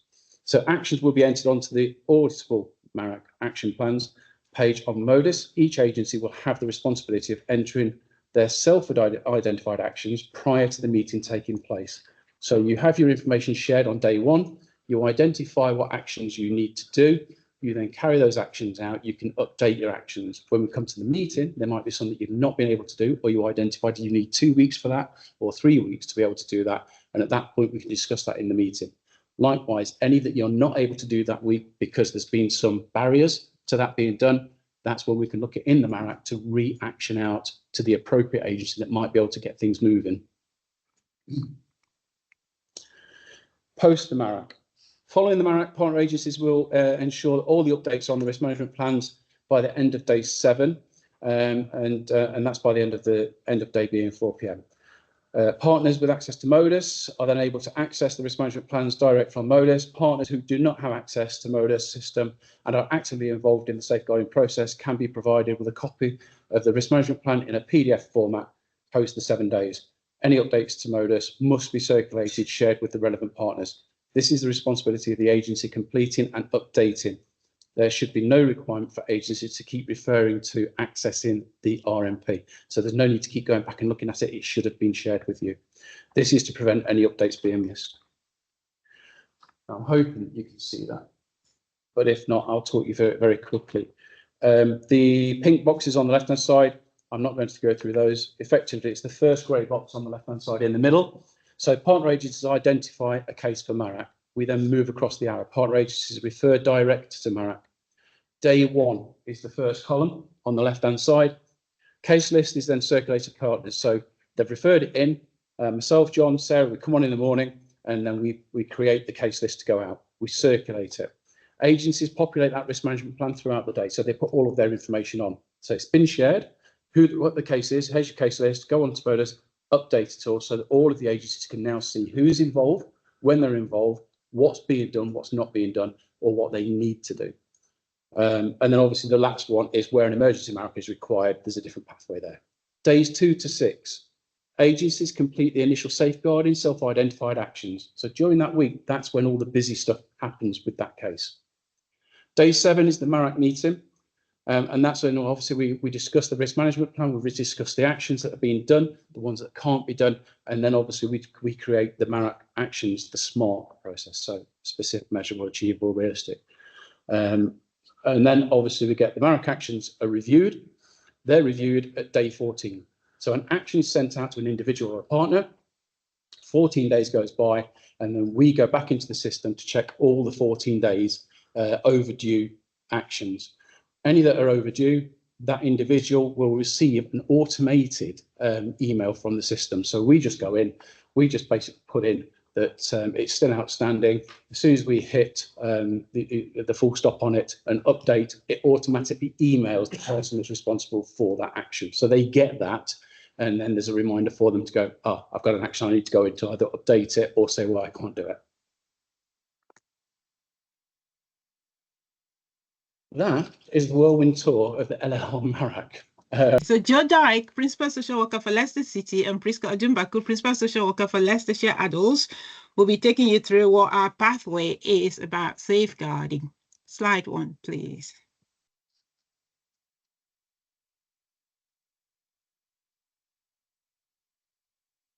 Okay. Yeah, we've got that one. So we talk about the Domestic Abuse Act, just briefly about the definition.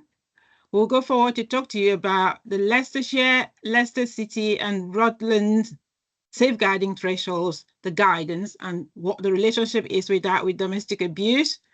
We'll now talk about how to make the thresholds decisions. And we talk about, we're not going to go into the MARAC because Kev has already talked about all of that, but we'll give you a case study that Joe will talk about to come with and what we're finding, the key findings that we have about domestic homicide reviews.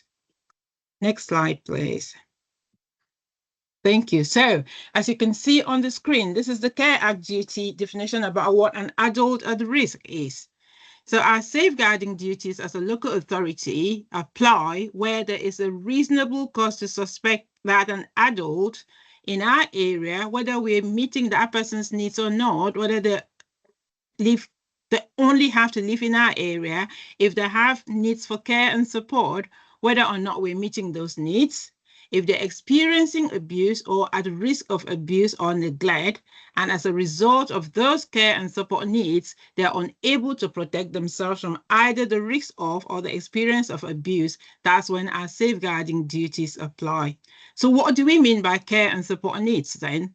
Care and support needs refers to those tasks of daily living, such as managing and maintaining your own nutrition, managing your toilet needs, being appropriately clothed, being able to make use of your home safely, maintaining a habitable home, developing and maintaining family or other personal relationships, accessing and engaging in work, training, education, or volunteering, and making use of necessary facilities or services in the local community, including public transport and recreational facilities or services.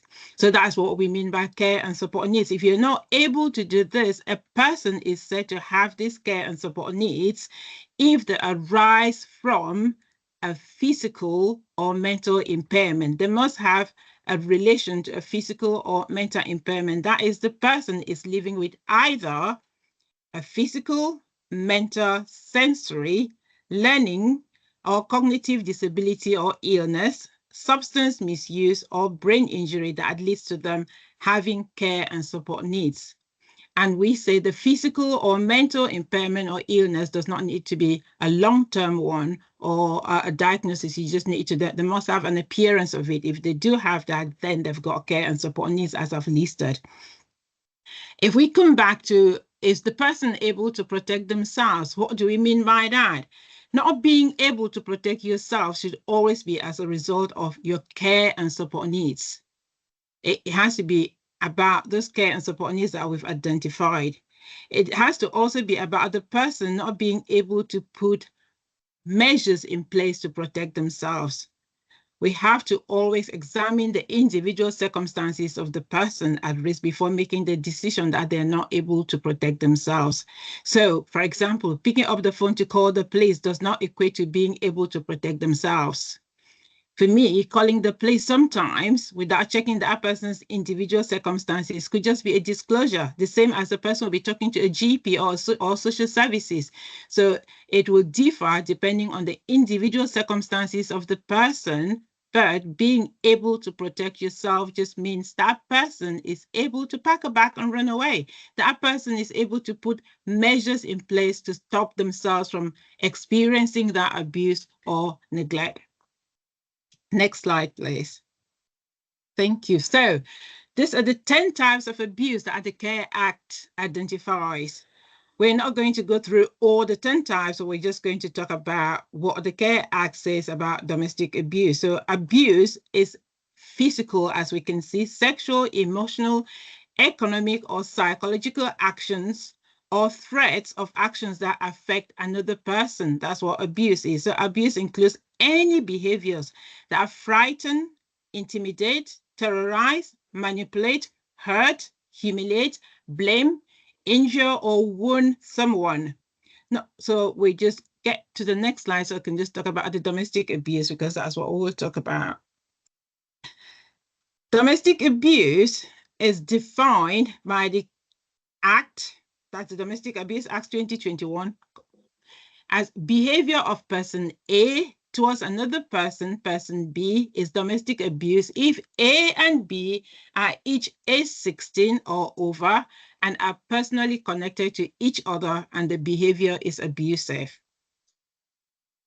Abusive behavior will consist of physical or sexual abuse, violent or threatening behavior, controlling or coercive behavior, economic abuse. Will not go to that a lot because Naomi talked about it already, psychological, emotional, or other abuse. And it does not matter whether the behavior consists of a single incident or a cause of conduct. So domestic abuse, just stay back to the other slide, please. It's on slide 4. So A and B do not have to be living together. What the Act is telling us is that they only have to be personally connected.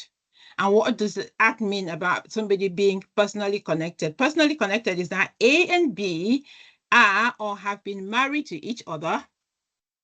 They have been they are civil partners to each other.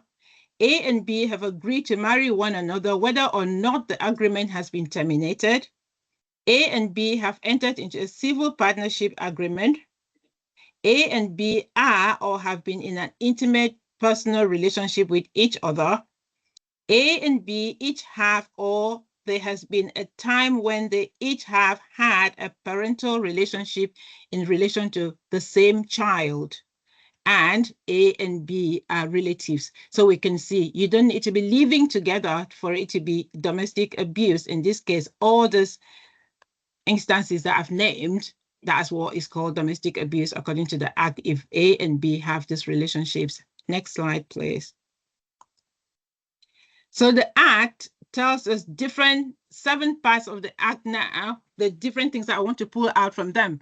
But I'm just going to, because we don't have enough time, just to pull out just the one bit about, I've talked about the connection bit, not living together, but to talk about the fact that 16-year-olds are now part of the Act. So it recognizes that children are now victims of domestic abuse and in their own right, but 16-year-olds fall under the Domestic Abuse Act. And you'll notice that with adults, we only care for people from the age of 18. So what do we do with the 16-year-olds now when it comes to that? So that I would come through as we go through. So we've got a statutory duty for housing now, local authorities in England and Wales to provide support to survivors and their children in refuges and other safe accommodation. Next slide, please. These are the things that the Act now includes the end to the rough sex defense. So you get the slides and you read all of that. The special measures now, perpetrators will not be able to cross-examine survivors in family courts anymore. And the Act requires that the government will introduce a national perpetrator strategy, which will include a new domestic abuse protection notice and domestic abuse protection order to help prevent reoffending and provide immediate protection for survivors. Next slide, please. So if you look at that, I just wanted to share this picture with us because it looked, when I saw it, I really liked it, which is right. You got the question to the left, it says that's wrong. You got it in the middle, that's wrong. And you got it to the right, that's wrong. You can see if you're in that situation, how the victim in this situation will be so confused. What is right? Just for us to pause and think about it when we are assessing or talking to people that in this situation, how confused that person could be. Everything they've done, they've already told them it's wrong. What was the language? I just like when Tiernan was talking about the language that we use with people. What we say in public and what we say in private. How am I going to face that person that has gone through that abuse for 10 years, 5 years? Now I've got to assess them to say, does it meet the threshold or not? And they're sitting in front of me and thinking, help me. And I'm that person saying, that's wrong, that's wrong, and that's wrong. Next slide, please. So the prevalence of domestic abuse, the crime survey for England and Wales, year ending March 2024. So this is the latest statistics that we could find. So the police recorded 1,350,428 domestic abuse related incidents and crimes in that year. 851,062 of these were recorded as domestic abuse related crimes. Approximately 1 in 20 people experienced domestic abuse in that year. You can start seeing the underreporting. 4.8% of people aged 16 years and over experienced domestic abuse in that year. A higher percentage of people aged 16 to 19 years were victims of domestic abuse compared with those aged 55 years and over. So it's a good thing that we've added a 16-year mark to start from. You can see, I will say children, but they're not children, the adults, 16 to 19 are experiencing more domestic abuse now than the over 55 years. A higher proportion of people aged 16 years and over with a disability experience domestic abuse than those without. Food for thought. Next slide, please. I'll let you read that. But you can see that the victim that were female, 72% of domestic abuse related crimes. That is high.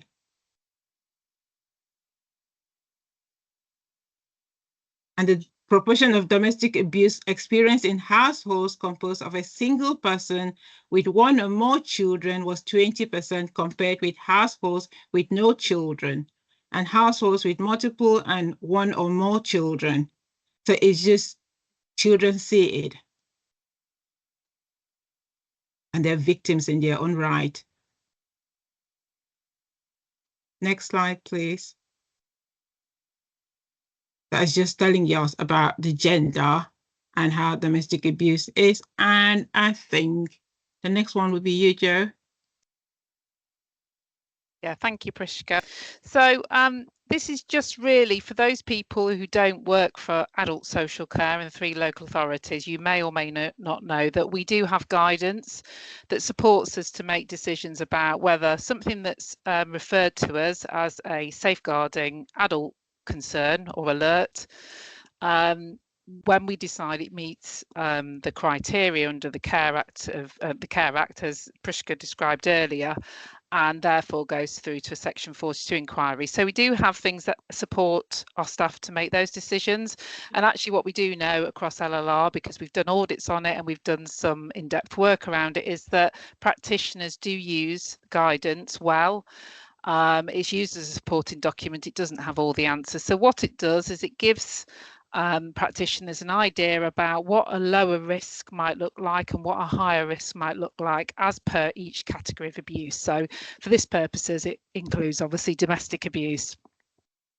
And along with what they know about the person and their situation, the discussions they might be having with their manager, it helps them to decide whether they should progress to what we call a Section 42 inquiry.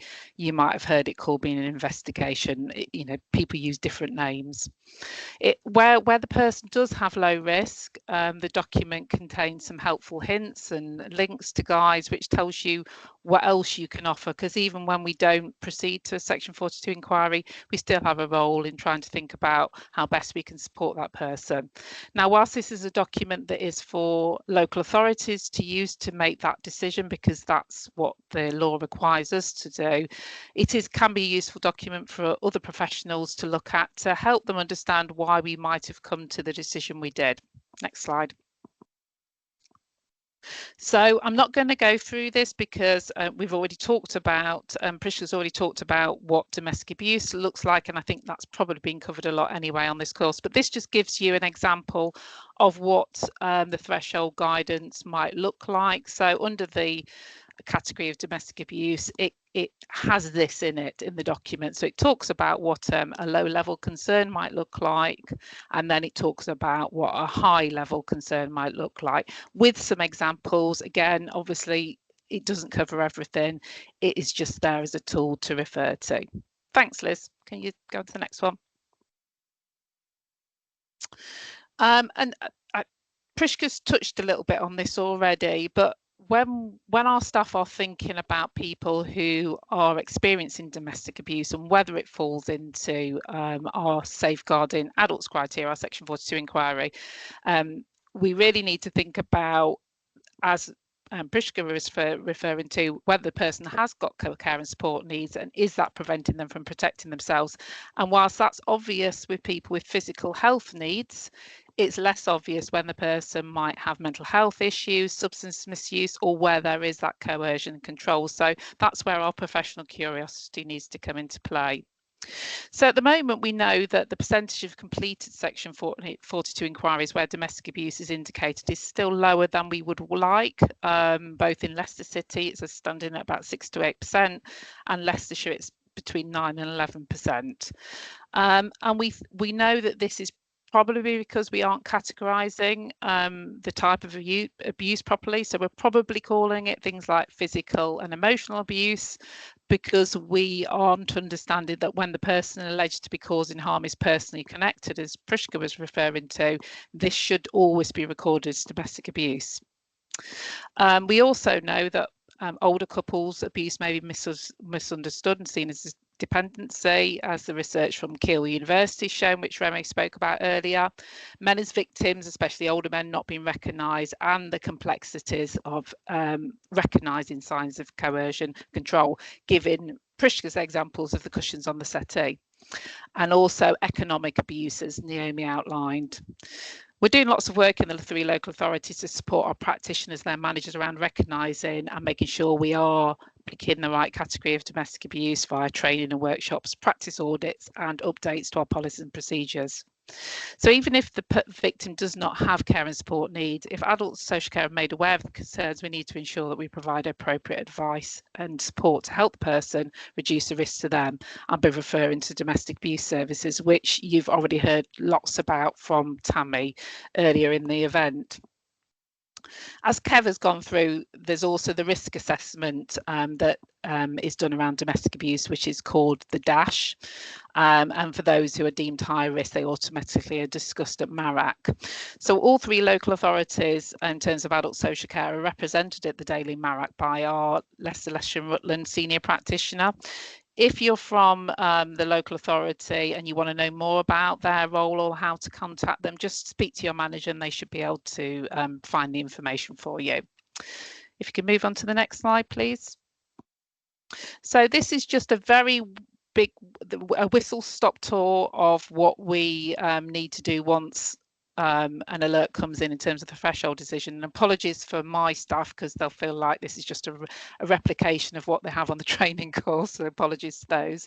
And essentially these are the three things we have to determine. So we have to decide, is the threshold not met? And in that situation, that three criteria that Prishka referred to, it would be that we'd establish that one of those wasn't met, in which case we wouldn't proceed with an inquiry, but we would offer other options to the person. Could be things like a care and support assessment, it could be carers assessment. There are lots of options that we could still do.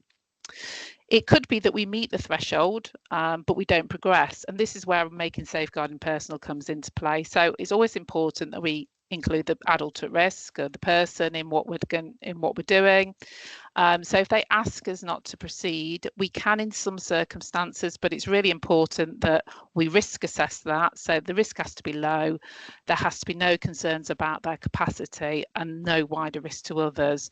And part of that is about making sure that when we're talking to the person about not going ahead, we need to understand that they recognise what the risks, what the implications are of it not going forward, that they understand what options they have to make themselves safer, and that they are making an informed decision. So that although we can come to that, we have to be really careful about when we choose that as an outcome.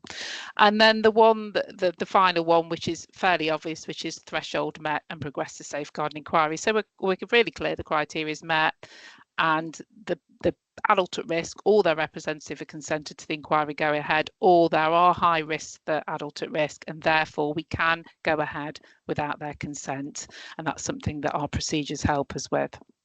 Okay, move on to the next slide. Okay, so so this is just a bit of an example of a review we did on somebody who isn't called Mary, that's an anonymised name.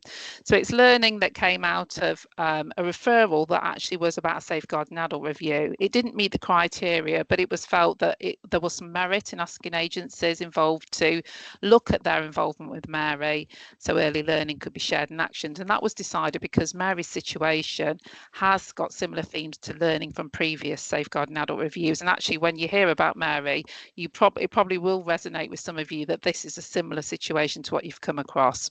So the information has been anonymised, so Mary can't be identified, and the practitioners and managers involved with Mary took part in a single agency review, and the learning was shared with them. And we're also using the sort of wider learning in training as well. So okay. Sorry, I've moved screen. So Mary was known to adult social care for several years. She's a white British woman. She's aged 65 and she lives with her husband and dogs. And at the time, her husband, son and partner temporarily lived with them. Prior to the most recent safeguarding concerns, Mary had been referred to adult social care on 3 previous occasions between 2020 and 23, with concerns about domestic abuse from her husband. Visits were undertaken on all 3 occasions by adult social care, and safeguarding alerts were only raised on 2 occasions. None of them were deemed to meet the threshold for Section 42 inquiry. When Mary was seen, it was observed there were signs of self-neglect and that she appeared confused at times. In July 24, concerns were raised again via Turning Point, who were making a referral on behalf of her daughter-in-law, and concerns were raised that her husband was severely neglecting Mary. She hadn't had a wash for a couple of years. One of the dogs had died behind the settee, but nobody had noticed, and that he wouldn't let anyone support with her care needs.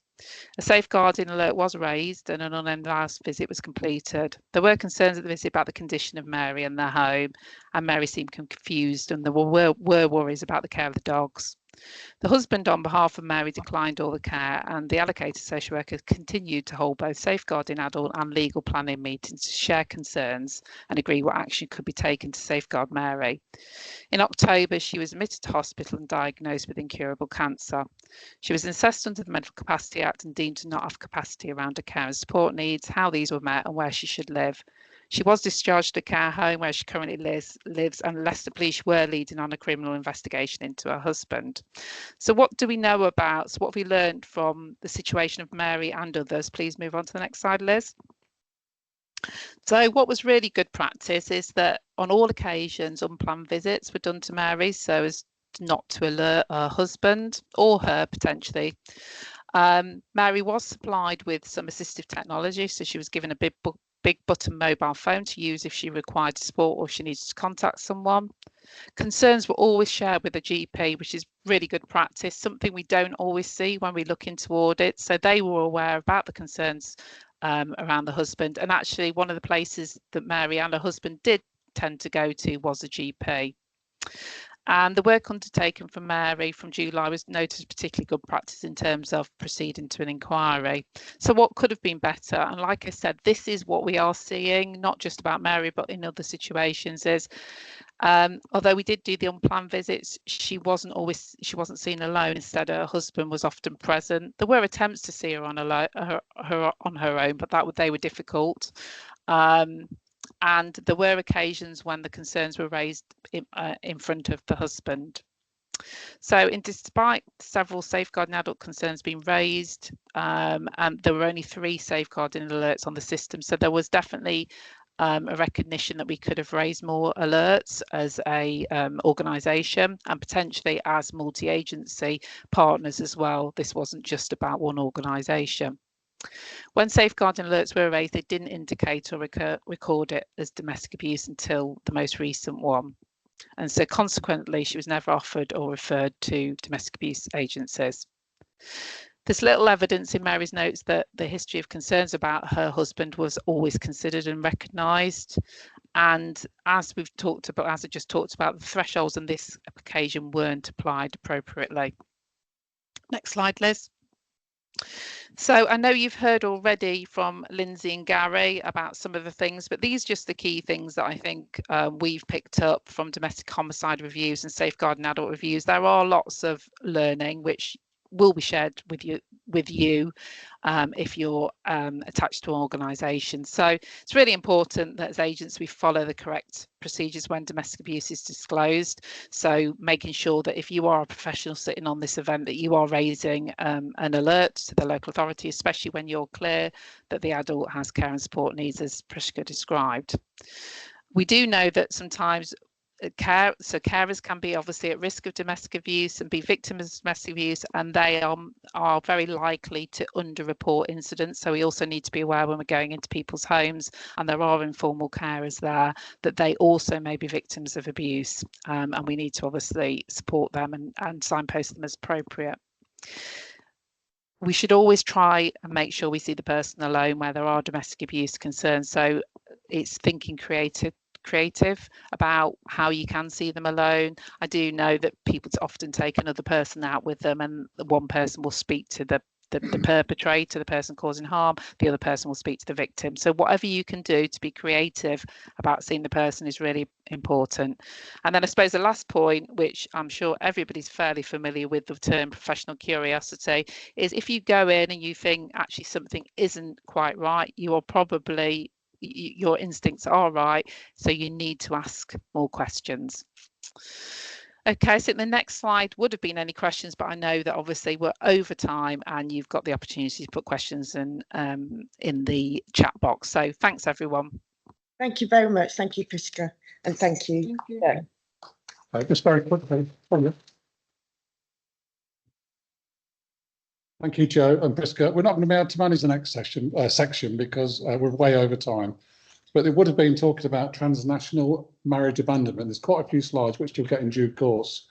It's a very unusual thing. I've not heard of it until recently, but obviously the people it affects is very serious. Could I really ask you to read that? There's a case study when you get the slides to go through that as well. So please have a look. There's been quite a bit of work put into that by a practitioner. They shared the information with us.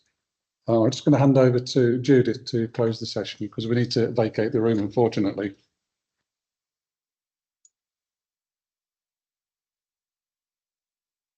Hello. So yeah, I'm not going to keep it on.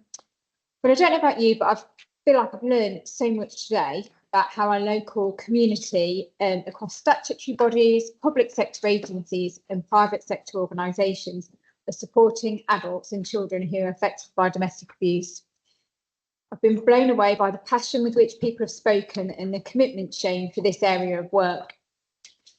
Whilst the statistics portray a concerning picture in terms of the prevalence and the lasting impact of domestic abuse, I leave today with a spirit of hope that in Leicester, Leicestershire and Rutland, we are supporting those who harm to change, we are supporting victims of all ages to become survivors, and we are working to respond in ways which provide people with the right support at the right time to ensure that they're safeguarded.